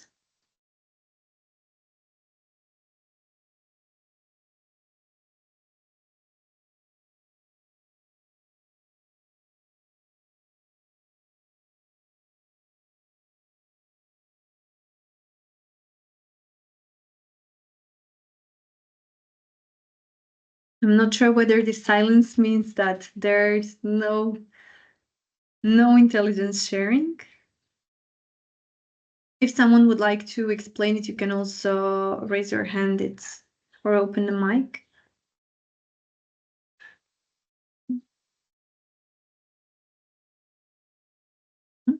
Simona? Okay, so as I said before, in the program, we are using the verification report to gather the information from the partner states. This verification report is also available for the certifying authority and audit authority at program level. So the information goes to all the program bodies in relation to irregularities detected at national level.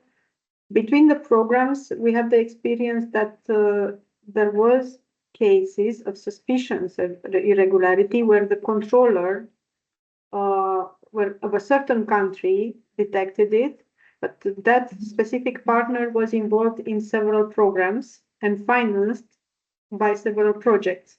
So in this case, we had to coordinate with the control body, coordinating the control in the respective countries, and together with the other programs, because the status of that partner in each program was different. In some programs already had reimbursed funds, in some other programs did not reimburse funds, so the situation was different, so coordination was necessary.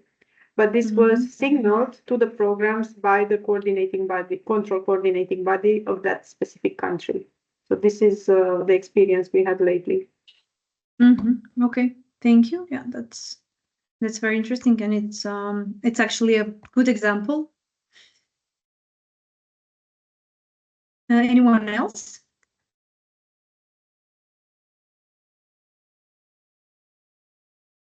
No. Okay. If not, then we can move to the next presentation. And I would invite Juana Cristea who is the head of a managing authority in the Romania-Serbia program. Juana, we'll just switch the presentation to show the correct one, and then you can start. Thank you, and thank you for inviting us. Would you like me to share my presentation, or you're going to do it? We have it prepared. I think that Antonia will just show it on the screen. So maybe a few until you share the screen. Maybe a couple of words on us as a program on this particular topic, because also as Simona said, we are dedicated to prevention, and particularly in this case of fraud, I strongly believe that is far more important to prevent rather than detect and correct, because correction has 100% financial implications and detection might be quite burdensome and involves more institutions, not just managing authority and program organizations. Therefore, and also a quite lengthy process. So what we have tried to focus on was prevention via trainings and workshops for our beneficiaries, constant exchange with other programs with the help of Interact and the Commission, and constant exchange between the program bodies as well. Next slide, please, just to have a picture, an idea on our program. We are quite small in terms of financial volume. However, the areas where financing project is quite wide. For the purpose of simplification in 21-27, we are using all the off-the-shelf options except the 40% one. So when I was speaking earlier about the Commission notice on simplified cost options, making it a bit difficult to detect conflict of interest and double funding, I mean, the expectations from the Commission notice are not fully aligned with what we have in the off-the-shelf options. We have one strategic project, for example, which is implementing an entire priority axis, the one dedicated to increasing border management capacity. It's a 13 million euro project, also making use of a simplified cost option, but because of its nature, this particular one and all our operations of strategic importance and large infrastructure projects are put under a bit more scrutiny, I would say. This would mean that in our risk-based management verification methodology, we are always verifying these 100%, even though I mean, in the procedural steps, we have this sampling, and we are not verifying everything, of course, in line with Article 74. It is important that for these projects, which are not only high in value, and the impact would be much more, because also proportionality is a thing we need to keep in mind when speaking about anti-fraud, but because of their visibility and their detriment in the public trust our citizens would have if something would go in fact wrong with one of these projects, we are looking into much more depth in these projects in terms of spending and activities and so on. Next slide, please. We are covering a bit of a wider territory on the Serbian border. In Romania, we have just 3 counties. On the Serbian side, we have 6 districts.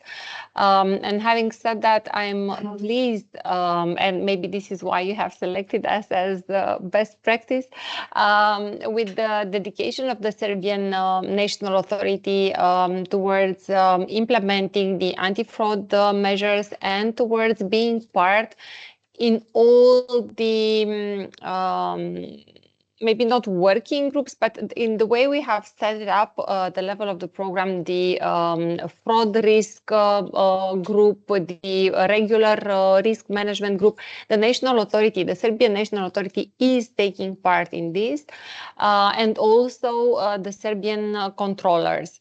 So they are part of in all these processes, active part. They are filling in the risk register, the fraud risk register, and we are meeting regularly, as you will see in a couple of minutes.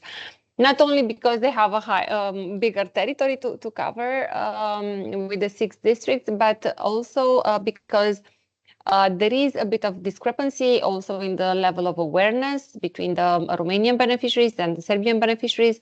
And as I said, it's always easier to prevent than to detect and correct fraud.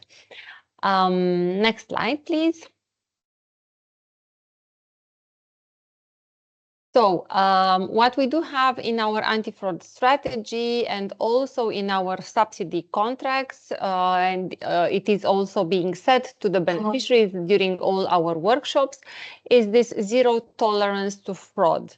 Having said that, I have to confess that I'm constantly fighting with our auditors, defending our beneficiaries, restrictive criteria or not in public procurement and so on. But when things are wrong, they are simply wrong, and we are here to take actions. And we have taken action when we have had a fraud in 1730, that was, because now we don't have fraud cases. In 713, we took immediate immediate action, and the money was recovered. And we send out the clear message on the ground to the beneficiaries that we are not tolerating this. These are not just words in our strategy. These are not just words in the subsidy contracts, but we are clearly committed to this.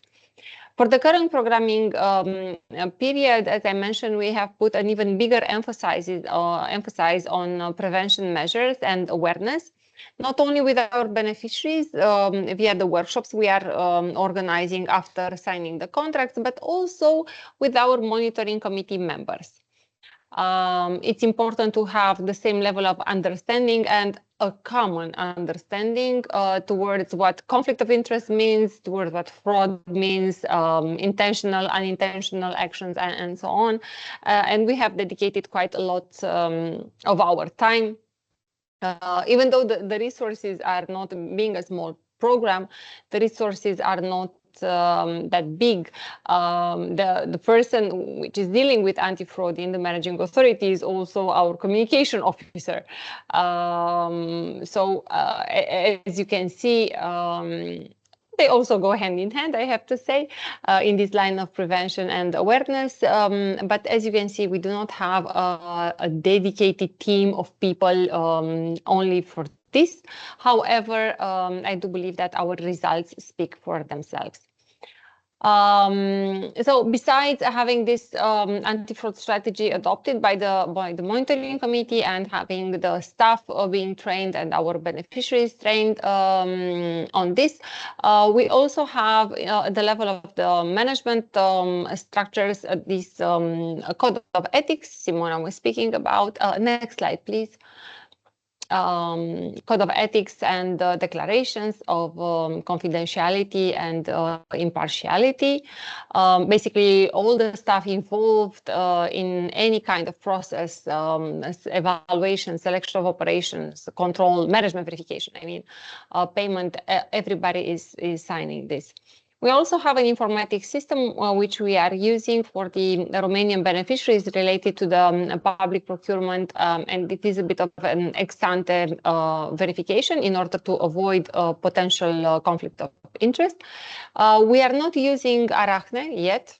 It will be mandatory anyway in post-2027 programming period. But the reason why we are not using Arachne is because it's quite difficult to reconcile the red flags Arachne is providing with the course of action, which can be taken, in fact, by the managing authority according to the current national legislation. And what I mean by this is that besides having a red flag in the system, there is no possibility for us to exclude a partner or a tenderer from the process. And you all know this, the ones which are using and those which have provided arguments to the Commission for not using Arachne. That hopefully by the time it will be mandatory for our programs in post-2027, we will have this figured out.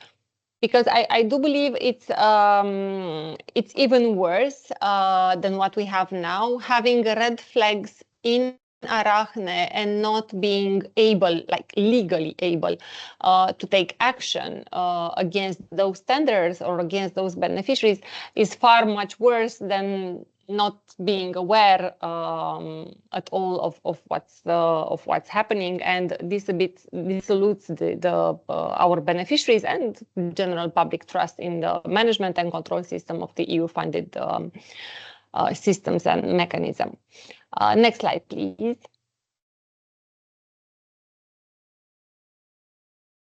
So we have this annual self-assessment of the fraud risks, including the conflict of interest at program level. And as I said, the Serbian National Authority and Serbian controllers, alongside with the Romanian bodies in the program, are working hand in hand. We have a working procedure at the level of my ministry for avoiding possible conflict of interest for the ex-employees. This annual declaration of pantouflage, as it is called. As an example, I'm not able to engage in any consulting for EU funds 3 years after I leave the current position. And this is being, this is similar to for all my colleagues. Next slide. Additional mitigation measures we have taken, and these are both in our anti-fraud strategy and in our methodology for risk-based management verification, is reducing the number of options that we offer to reimburse certain cost categories. So the beneficiaries do not have the possibility to choose for staff, for example, that they want a real cost reimbursement, because it was decided at program level that the staff cost will be paid as a flat rate. This is reducing the risk and the possibility for them to make mistakes, having allowed only a certain typology of reimbursement. They can only choose the percentage, of course, as in the regulation, it's up to 20%. We have this embedded in our program document. Another tool was this extensive use of simplified cost options. As I mentioned, we are using all the off-the-shelves with the exception of the 40% one. And we have also developed two methodologies for lump sums, for project preparation and project closure, which are program-specific methodologies, but using the simplified cost options, we do believe as well that it is reducing a lot the possibilities for mistakes, unintentional mistakes, which might lead to something else. Using GEMS as a single electronic centralized system, where everything is stored for a proper audit trail and, of course, for a proper audit mission. But not only that, we have access to the electronic systems of the mainstream programs, where we can check double funding, for example, and following the early preventive system audit mission, where it was highlighted the fact that we need to do this in our assessment phase for projects. We have required access, and we have checked this for our second call for proposal, because the first one was already closed when the EPSA mission started. Next slide, please.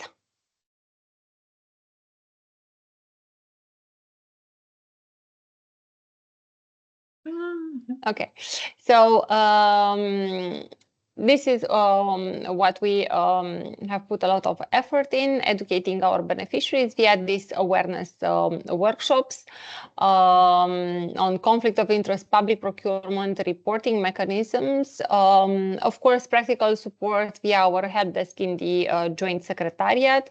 We have indeed the whistleblowing mechanism, but this I believe we all have.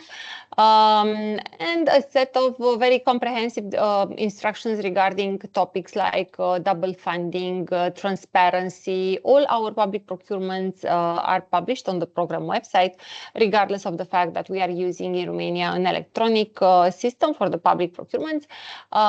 Everything is published there, also following an audit authority recommendation, and I do believe it's an old one from the 713 program.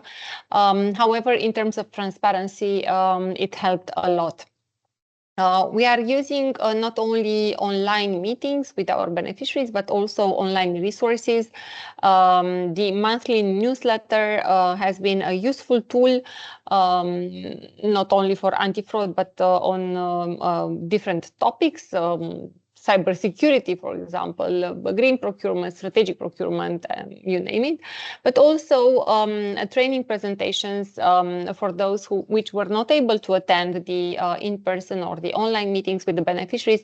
They have all the presentations available on the program website, and they can consult this anytime they face a question or they need some guidance. Next slide.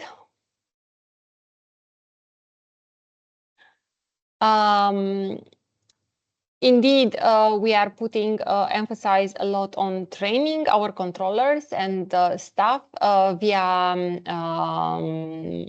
Interact, and we have this continuous engagement with Managing Authority, Serbian National Authority, Joint Secretariat, Antenna. We have ongoing training for program staff in everything related to EU funds management, risk and fraud prevention, financial control, and corrections. And our auditors are constantly checking our training plan and the fact that these trainings have been, in fact, followed by the staff. We rely a lot on the regular meetings between the MA and the controllers, both Romanian and Serbian, in order to ensure a common understanding of the risk-based verification. In order to disseminate the information we have had in the exchanges with Interreg or with the Commission, in order to discuss the Commission notice on simplified cost option and how to approach it further, but also in order to discuss real-life examples of what has happened and how we dealt with it in real life. Also, we have this constant exchange of emails between MA and controllers whenever they are not sure about a topic. We analyze it. We contact national competent bodies if it's even beyond our capability to answer or competence. And we are prioritizing this. We are prioritizing the controllers verification and the management verifications overall.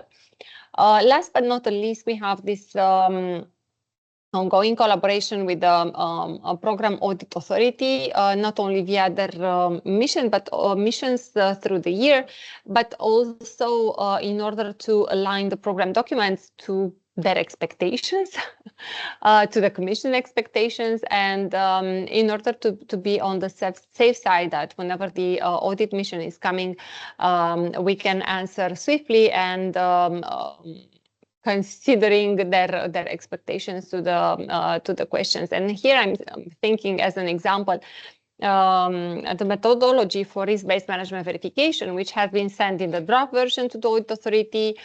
We discussed about ensuring or even more layers of control or not, considering our database from 1420 program. And it was a continuous exchange prior to its approval by the monitoring committee. Next slide, if there is any. I think this was it. No, we have about simplification.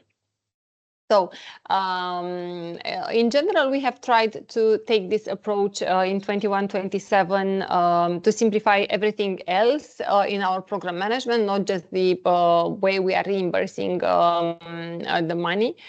The general risk assessment is performed twice per year. It's just an email consultation. However, if there is a need, the team can meet online. The fraud risk assessment is performed once per year, also via an email consultation. And if there is a need, we can of course meet and discuss.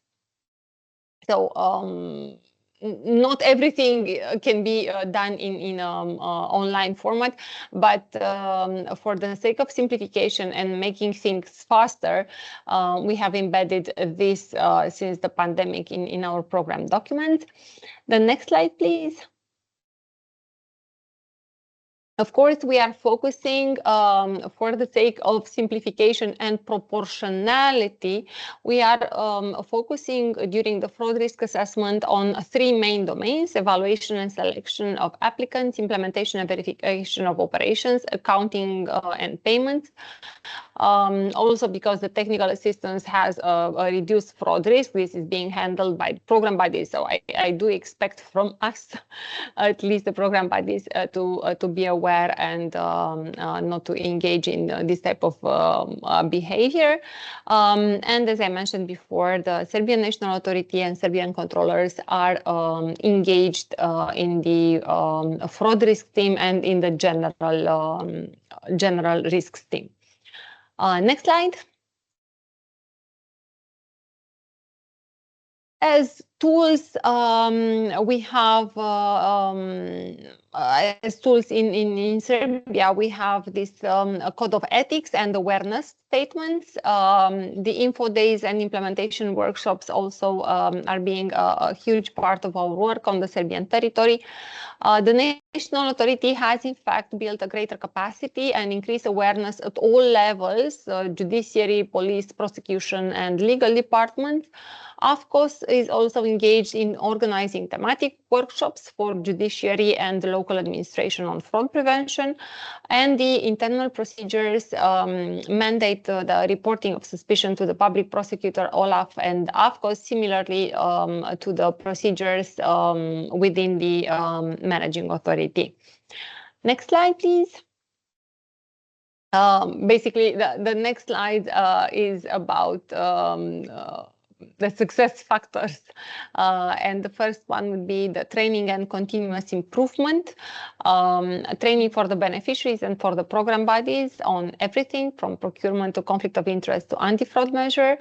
The post-implementation tools, the feedback loops, which we are trying to integrate in the next procedures or in the revisions of our procedure or our risk-based management verification of our public procurement procedure from the controllers and auditors, of course, and regular trainings and constant guidance for our controllers. Last but not the least, we have this online platform for experience sharing and learning from past cases, which is being dealt by the Romanian National Anti-Fraud Strategy, the bigger umbrella at the level of the country, if you want. Next slide, please. Yeah, this is the last one. So the outcome of all of this is that in 1420 we have had zero number of fraud cases. The error rate was 0.02. We have already submitted to the Commission the closure document for the 1420 programming period.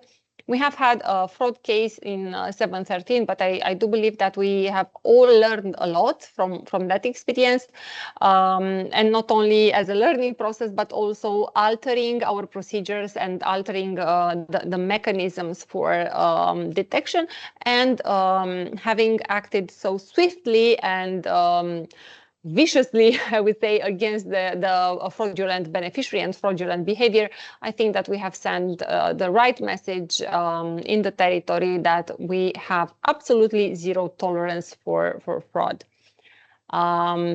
This was it. I do believe I've seen a question in the chat. Why propose 3 email addresses? Have no idea. It's not with me. We have a different department. I do assume we have one on the Romanian territory, so to say, for the Romanian beneficiaries, and one in Serbia. But the third one, I'm afraid I don't know. But if there is a follow-up to this, I will investigate and come back. Thank you.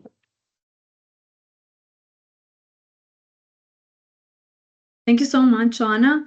Any other questions for Anna from participants?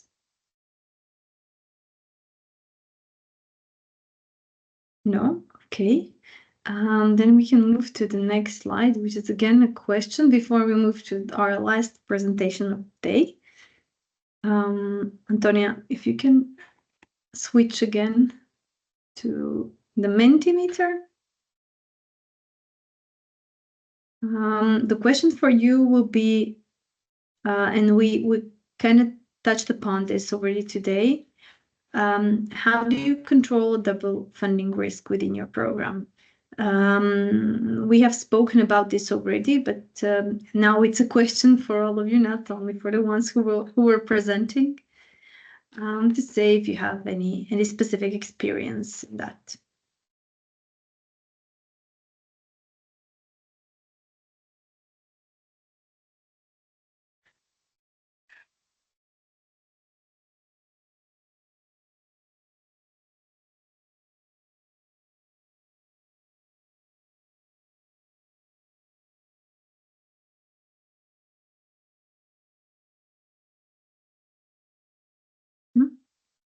Okay, you're checking other programs' databases. Anything else?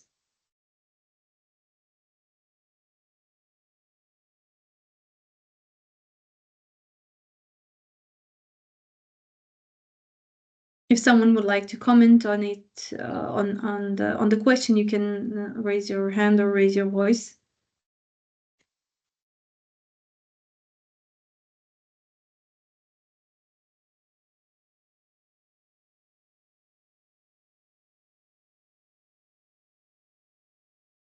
Okay, there are also specific questions in progress report.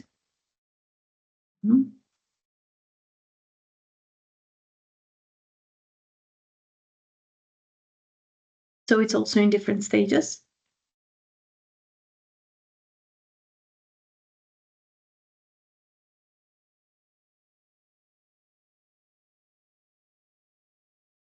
Okay, we'll give it another minute to see if there is another answer or.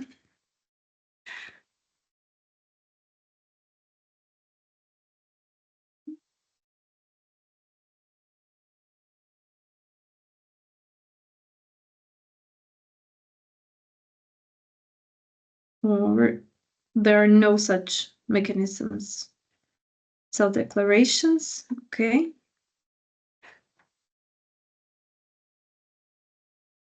Okay, databases.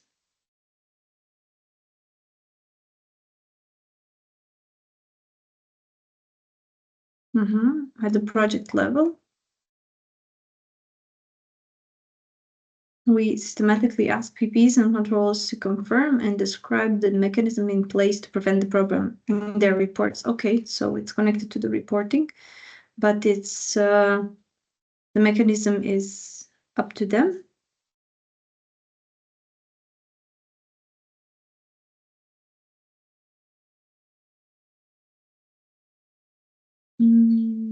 Okay, we have more here. So it's election, MC members of counties, different sectoral ministries.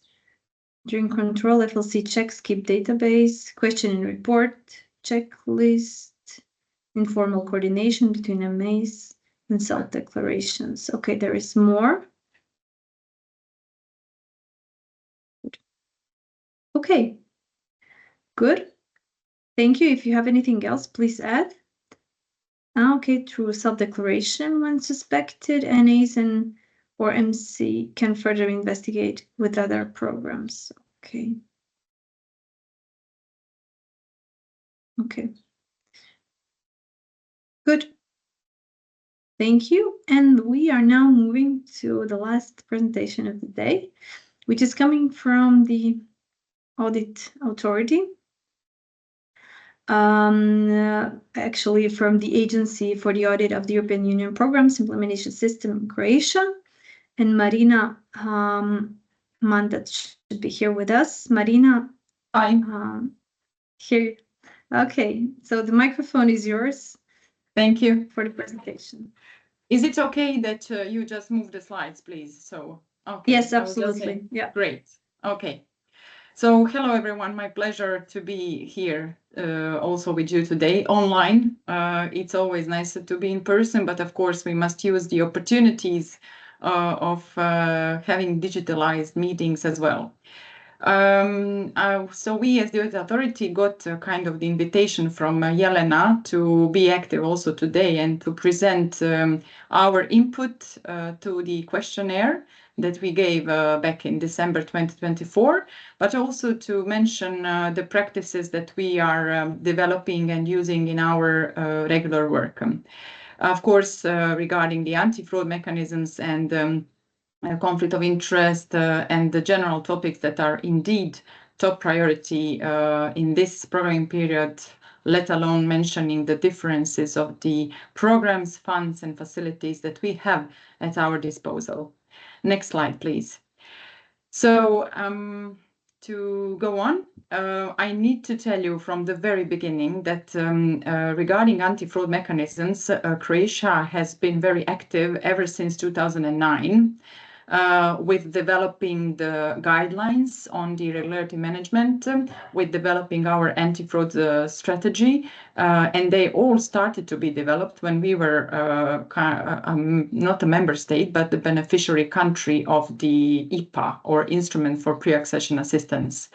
And the practice which started at that time continued and lasts even today in 2025, with being more elaborated, further developed, strengthened, more actors involved, more stakeholders involved, and what's more important, dealing with more funds, allocations, and programs, which means also beneficiaries and projects. So the guidelines which are currently in use for having this kind of the structural framework for all the institutions were adopted last year, and we have special kinds of the guidelines for the CPR funds, as opposed to, for example, funds under Common Agricultural Policy, but also the ones which are used for the Recovery and Resilience Facility in Croatia. Why these guidelines are important? Because for everybody who has just been employed in the system for managing EU funds in Croatia, this is the first kind of the textbook to read, to go through, to see the processes, the steps, and all the annexes which must be used as tools for dealing with irregularities. And this is usually the set of the rules that we present in all our workshops around different types of meetings in the European Commission, for the European Court of Auditors, because we want to show what is the kind of procedural background for irregularity management in Croatia. They are very practical because here our employees of all bodies, including also staff in the audit authority, they are familiarized with the setup of the AFCOS in Croatia, then with the flow of information. This is a very important part because here is where a person can see how information flow from the very suspicion of irregularity to the very end, to the recovery procedure and to the reporting on irregularities.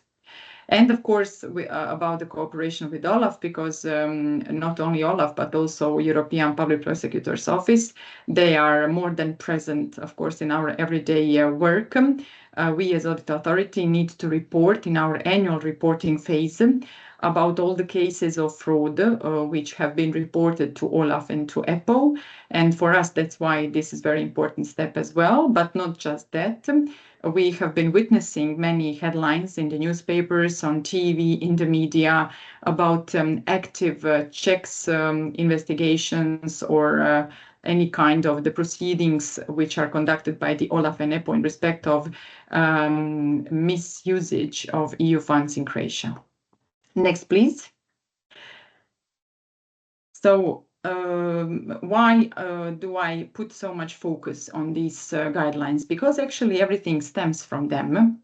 They are adopted by the Minister of Finance, which means that the ministry which holds the budget in their hand, so the ministry which is responsible for the planning of the budget, execution, monitoring, generally for financial tracking, is the one who adopts these guidelines.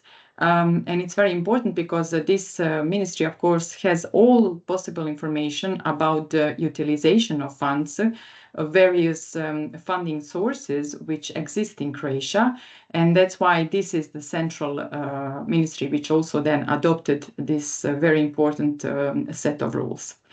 And they, of course, are then being transposed into the special guidelines at level operational programs, funds, but also in the manuals of the bodies, which are in any way involved in the implementation, management, controlling or auditing of EU funds in Croatia. So all of us have a part of these guidelines in our manuals of procedures.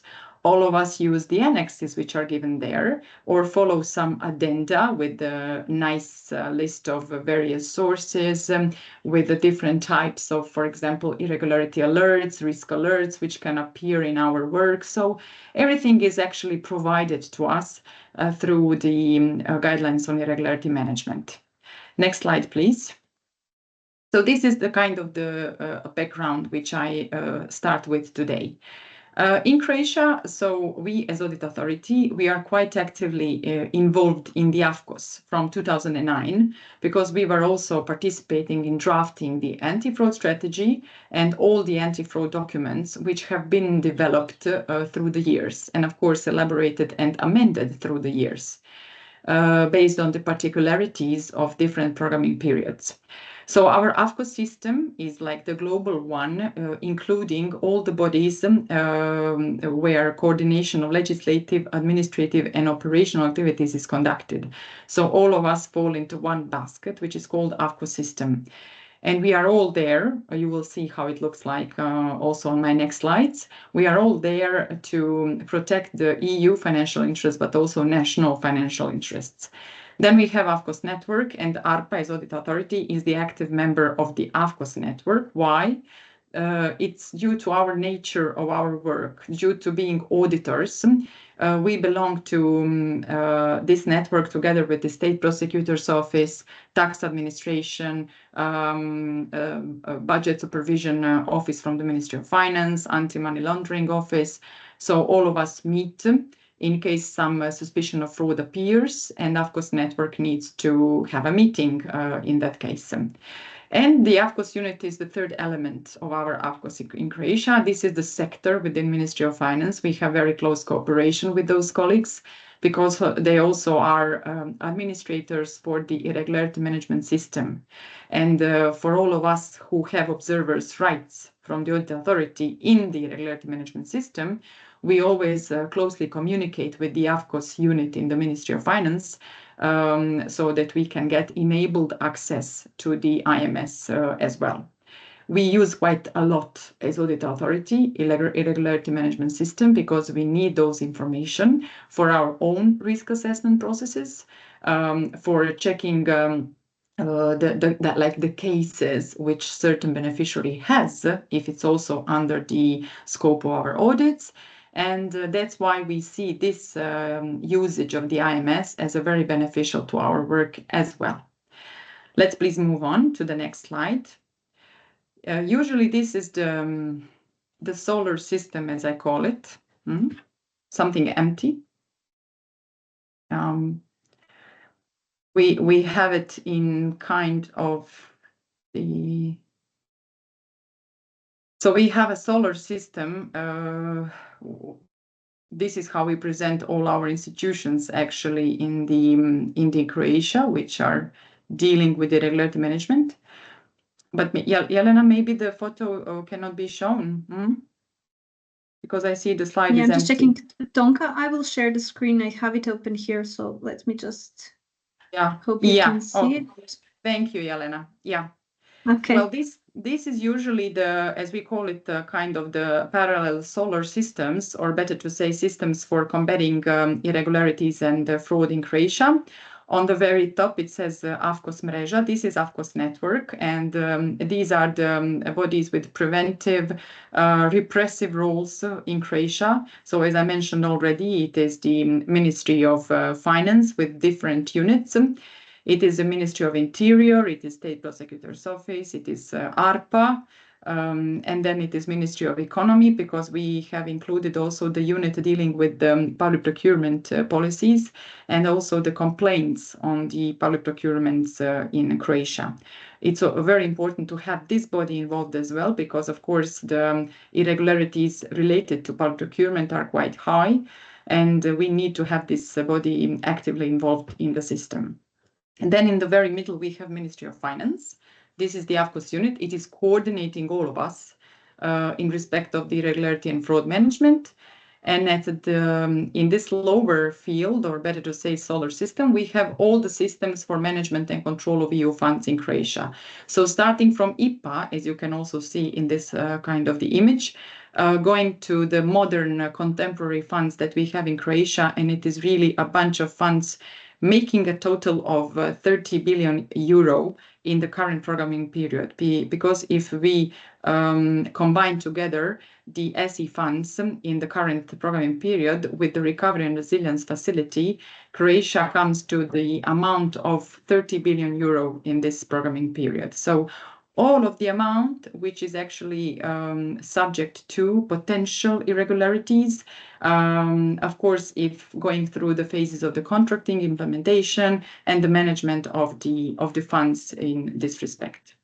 Of course, next to this two solar systems is the OLAF, because our Ministry of Finance and this unit in the Ministry of Finance is kind of the interlocutor to OLAF, and they are the ones who communicate actually directly and openly for potential or real cases which are being under administrative checks of OLAF in Croatia.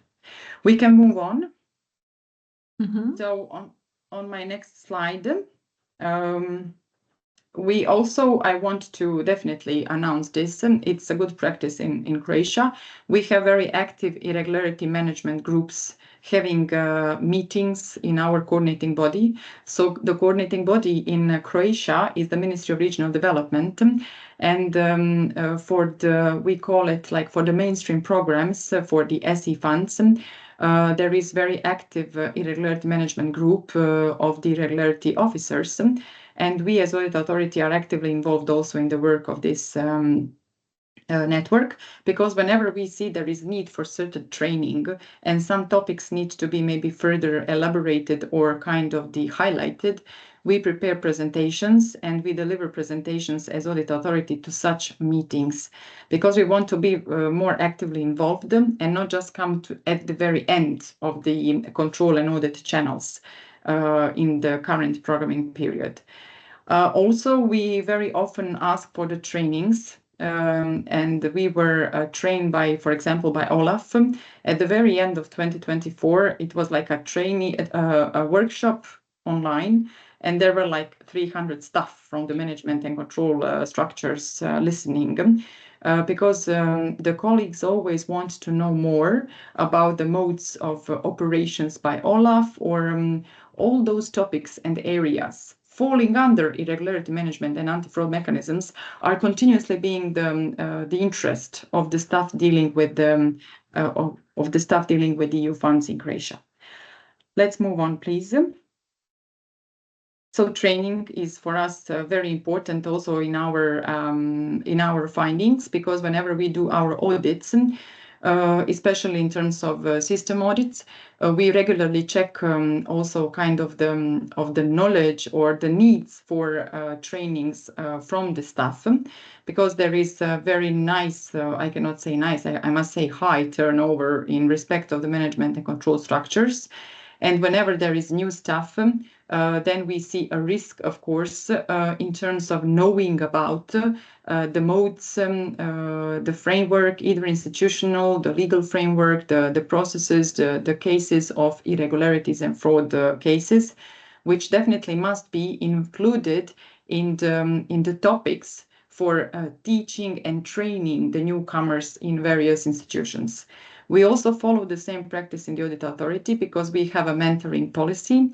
And whenever we have newcomers in the Audit Authority, firstly, what we do, we go through the mentoring process also with those horizontal topics, which cover irregularity management and anti-fraud mechanisms.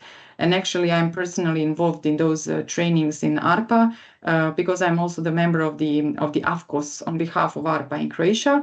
And we always want to kind of teach the newcomers about this area, what is important, what is used, which tools we use, and how do we approach to irregularity management if we speak about Audit Authority.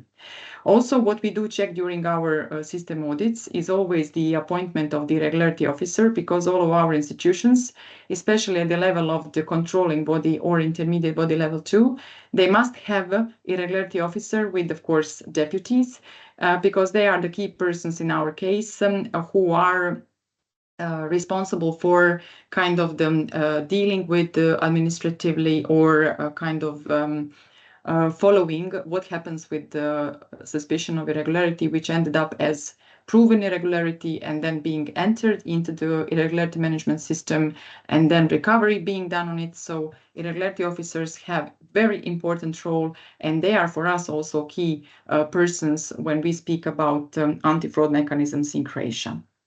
Let's move on, please. So on my next slide, I touch upon also the tools that we use. So Arachne, yes, Arachne is very much used in Croatia in respect of the EU funds. Mostly, I must say, it is used for the audits and for management of ERDF, ESF, Recovery and Resilience Facility. And we, as audit authority, we are currently being involved into the working group at the level of the EU, at the level of the Commission, in order to help working on the Arachne Plus platform. I'm personally involved in audits of the Recovery and Resilience Facility, and we have been using Arachne ever since 2022. And we got findings from the Commission that our usage is not fully optimal, that it can be better, that more kind of opportunities that Arachne provides can be used.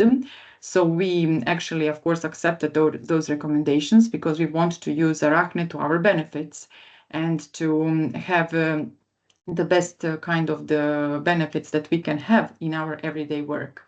So what we are currently always doing and ongoing, it's the, again, training provided on Arachne, and it's usually provided to us by the OLAF colleagues. And then we also try to use it by formulating questions in our checklists. So in respect of the audit authority, currently we are developing special checklists and internal procedures for double funding, for conflict of interest. And also we already have embedded questions on the conflict of interest or double funding in our checklist on the audit operations. But we saw that it's not enough to have only several questions in the checklist on audit operations. So we now decide to have separate methodology, like methodological notes on the checks of double funding and the conflict of interest, but also like we have a special checklist on the 4 serious irregularities, which is covering fraud, corruption, double funding, and a conflict of interest. We developed it, and now we want to kind of make it more used at the level of the whole audit authority. Also, not only because of the recommendations of the EC auditors, there are also recommendations from the Croatian State Audit Office in Croatia, which performed the performance audit of the recovery facility last year. And one of the general findings was also the usage of the Arachne. It was noticed and identified that Arachne definitely should be more used because Croatia kind of said that we will use Arachne. That's why we kind of made it almost obligatory. Our rules do not say Arachne is used like 100%, but like it should be used. And for that purpose, majority of institutions are indeed using Arachne. Unfortunately, we are just kind of combating with the fact that data are not so frequently uploaded in the Arachne. And that's why for our checks on the double funding or conflict of interest, Arachne is not the only platform to rely on, because we also use our national platforms for those checks, and you will see them on our next slides. Let's go on, please. So on my next slide, I already mentioned this topic. So Croatia is using irregularity management system now for years, so since 2012.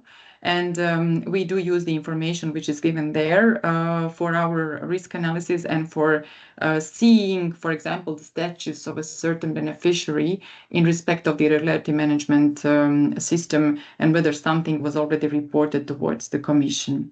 Let's go on, please. Also, we use lots of information from the media, and you can tell me, Marina, but not all media are so reliable, and I fully agree with you. So in our kind of risk analysis, in our general understanding of the audit environment, but also since Arachne as the tool is taking up all the media kind of feeds into the platform, we need to be aware that the media sometimes reveal the information, which simply you cannot avoid or escape from. So, for example, here I just put on my slide how our media react when Apple, for example, has certain cases in Croatia. And for us, this is also kind of the alarm or the red flag in case of a certain beneficiary. Sometimes it happens that the journalists, when they see that EPO took some case, they also ask us questions whether we audited that case, whether we had any findings, what did we identify there. So this is also our usual practice, that we reply to questions about EPO investigations or OLAF administrative checks. And this was a very big news. That's also why I put it here, when EPO office was also open and became operational in Croatia as well. It's important for us in our work in the audit authority, when we have suspicion of fraud, when we come to that step, we need to report to our state prosecutor's office or to EPO. So there are two instances to whom we should report. And state prosecutors are involved in our AFCOS network, so they are like more easily approachable. But EPO is not involved in our AFCOS.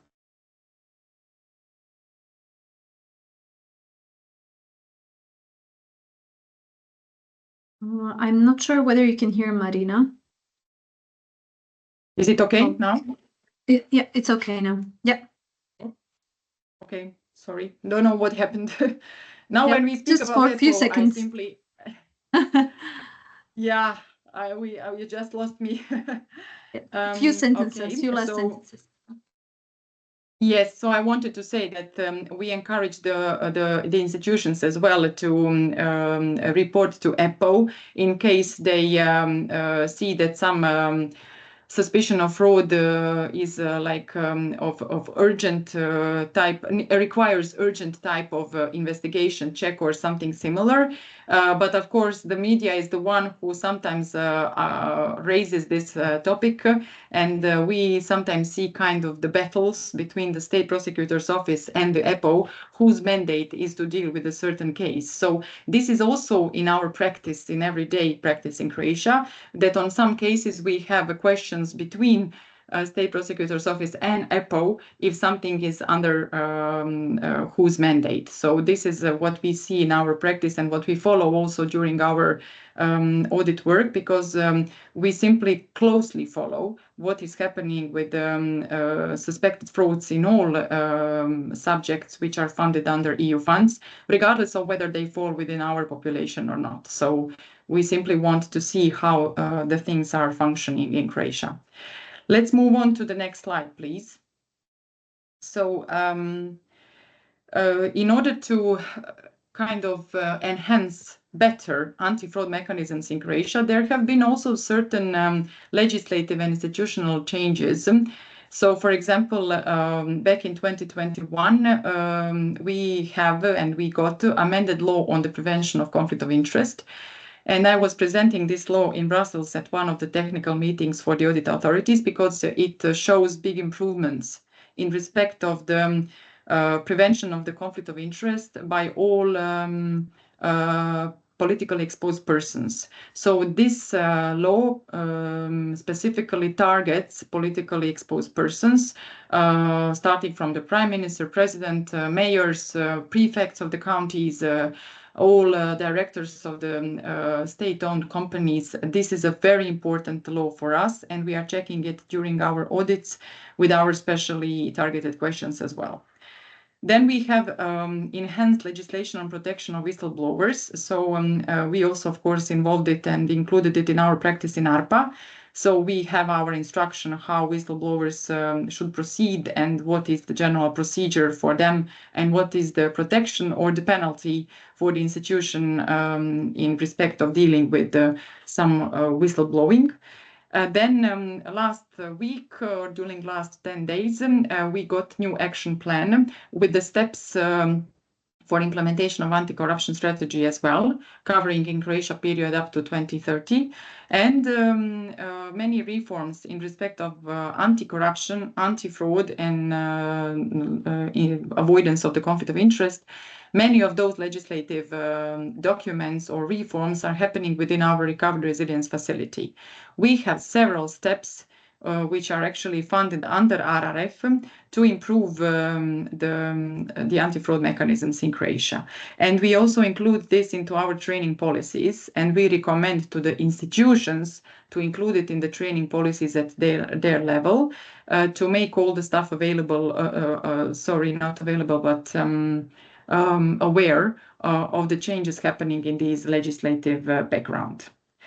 In respect of the audit authority practice, which is shown on my next slide, what we do, so we change also our audit methodology. So I just prepared our new code of ethics according to the international standards of the Supreme Audit Institutions. So it's number 130. So we prepared our new code of ethics. We presented it to the audit staff to see the updates, the changes, and more highlight on the avoidance of the conflict of interest. We also change our quality management policy. So currently we are preparing quality management manual, which also puts more focus on the risks, on the general quality management in the audit authority, with special focus is put also on the anti-fraud and non-conflict of interest behavior.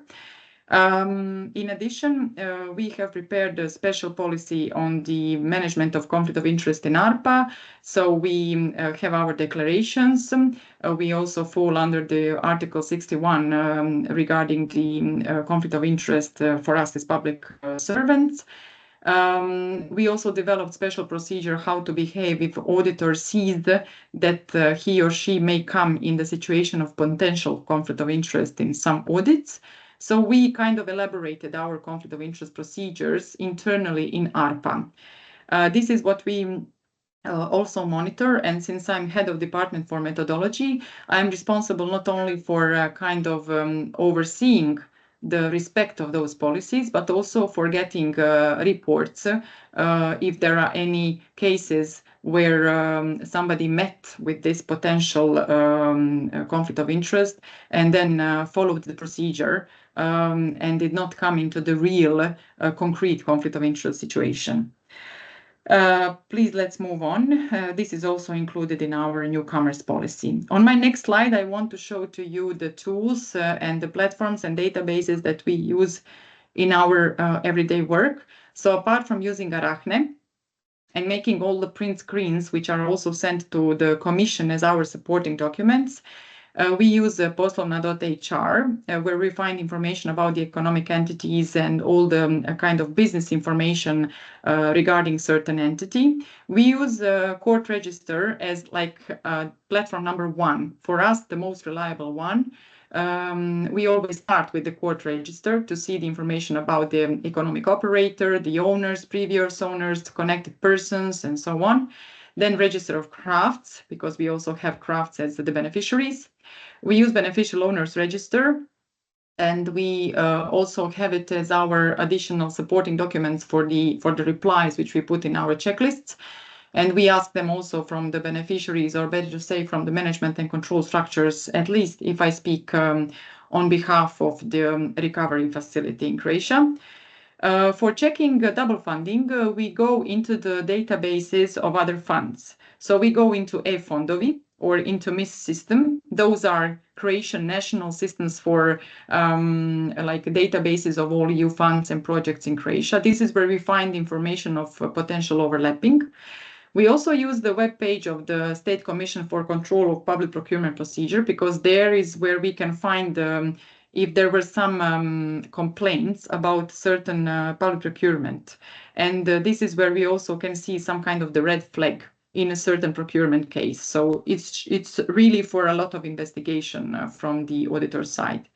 And then we use, of course, Google to see the media, what they say about certain beneficiary, especially if we speak about, for example, water supply systems or water area in general. This is where we had many kind of the headlines on the investigations by EPO, by Olaf. So by nature of certain funds, we already know how risky this area can be, and that it's like huge amounts of money which are being, of course, under risk to be misused. And what I already mentioned, currently we do have this checklist for serious irregularities, but it's going to be kind of the expanded to be used by the whole audit authority, and methodology is going to be described in short, how to approach and which questions to ask on double funding, on conflict of interest, and so on. We definitely rely a lot on the checklist which we receive from the European Commission auditors, because we always go to the web page, the platform Circa BC, where we can find and then download the checklist for the things that we need to go through. Of course, we need to expand them with our national rules, procedures, manuals, and so on.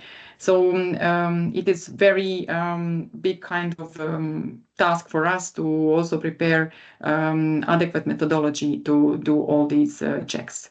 And that's why on my last slide, I put this kind of we use this as a motive or motivation for our auditors, that whenever there is something suspicion, you should not stop digging. You must always go to your professional skepticism, like what your skepticism is saying to you.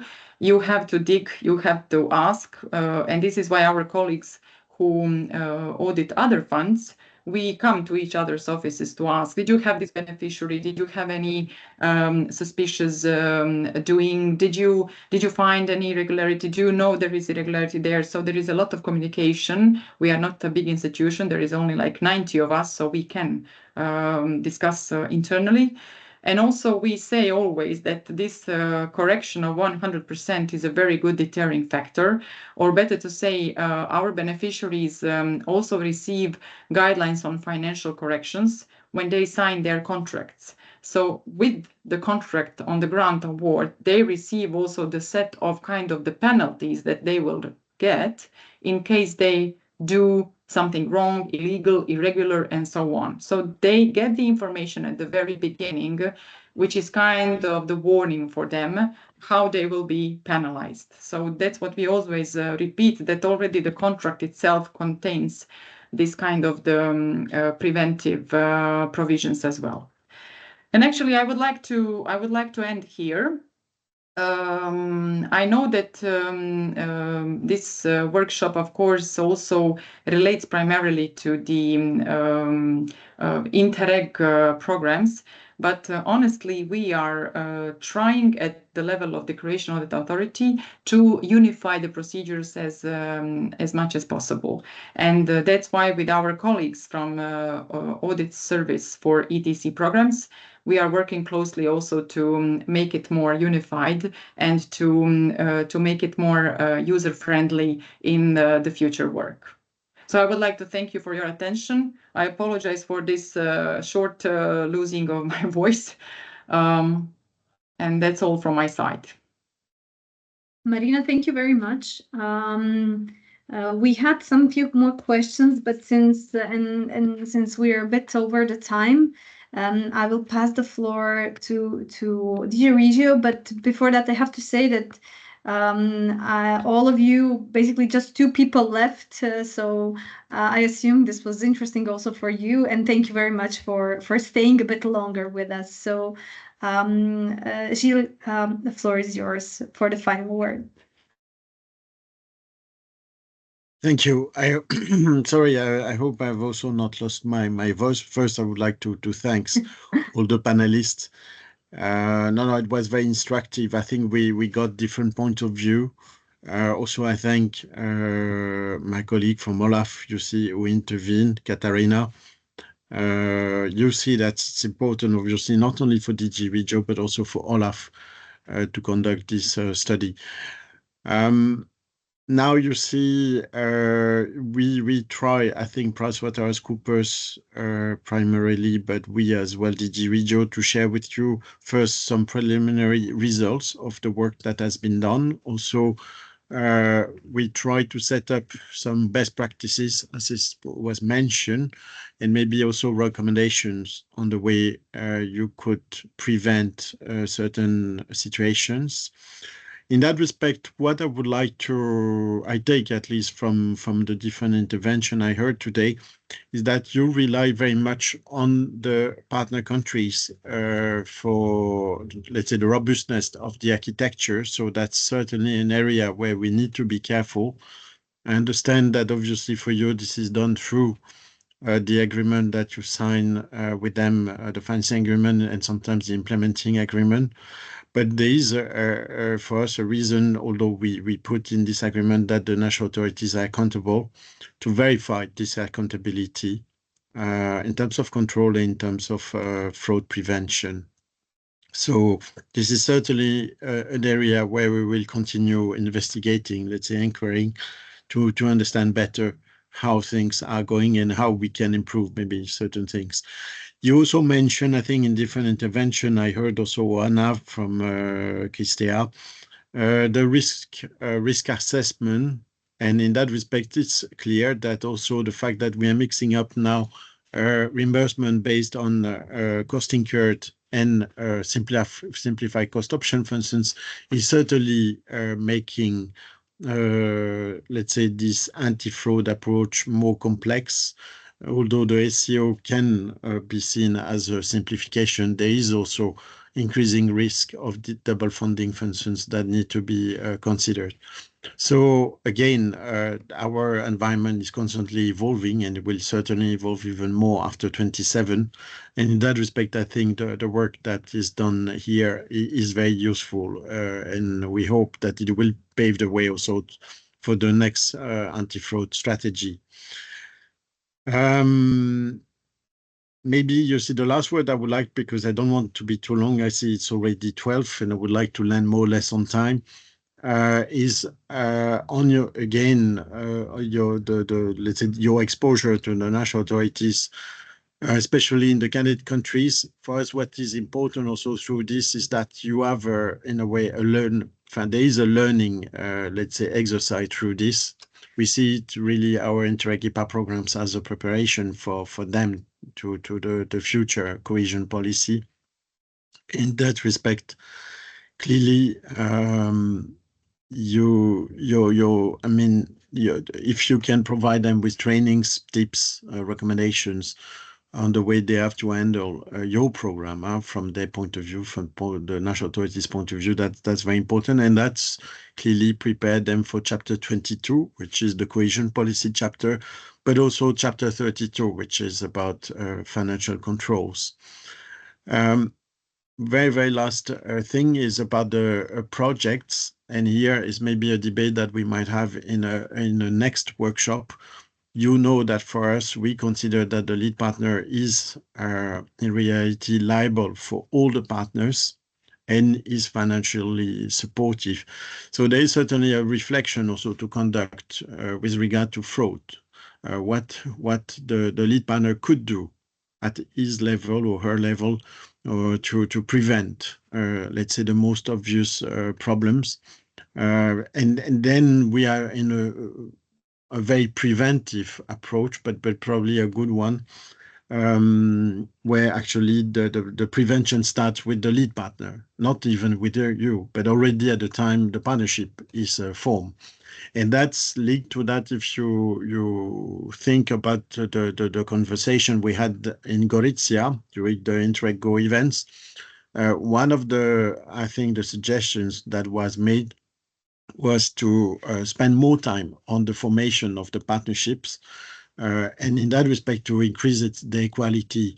And that might be also from an anti-fraud perspective, that more time given to the formation of the partnership could be also a way to, let's say, detect maybe certain situation that we want to avoid. And also the fact that the partners know them, have been used to working together for long, might be on the other hand an assurance in a way that things should normally run smoothly from a fraud perspective. So again, that's another angle of analysis, but to also envisage the anti-fraud strategy from the project point of view is also something very important for us. So we will have certainly opportunities to discuss that with you in the near future. I would like now to thank PricewaterhouseCoopers for their work. Also, the panelists, thank you to all. It was very instructive. You see, we had a very diverse panel today with Urbact, Catherine, the Daniel with Simona, Romania, Serbia with Oana, and Marina from the Croatian Audit Authority. I hope it was useful also for you. It was for us at least. And I would like also to thank the colleagues again from our audit team and from Olaf. And I pass you the floor back, Jelena. Many thanks. Thank you, Gilles, for concluding the workshop and setting this final tone. Thank you as well, and thanks to all the participants that were here today with us. We hope that we see you back on the second workshop. In September or October, we will let you know about the date, and of course we will follow up with a video of this workshop and materials from the day. Thank you for staying a bit longer with us, and see you then in a few months. Have a great day. Thank you. Bye-bye. Thank you. Bye. Thank you. Bye. Bye.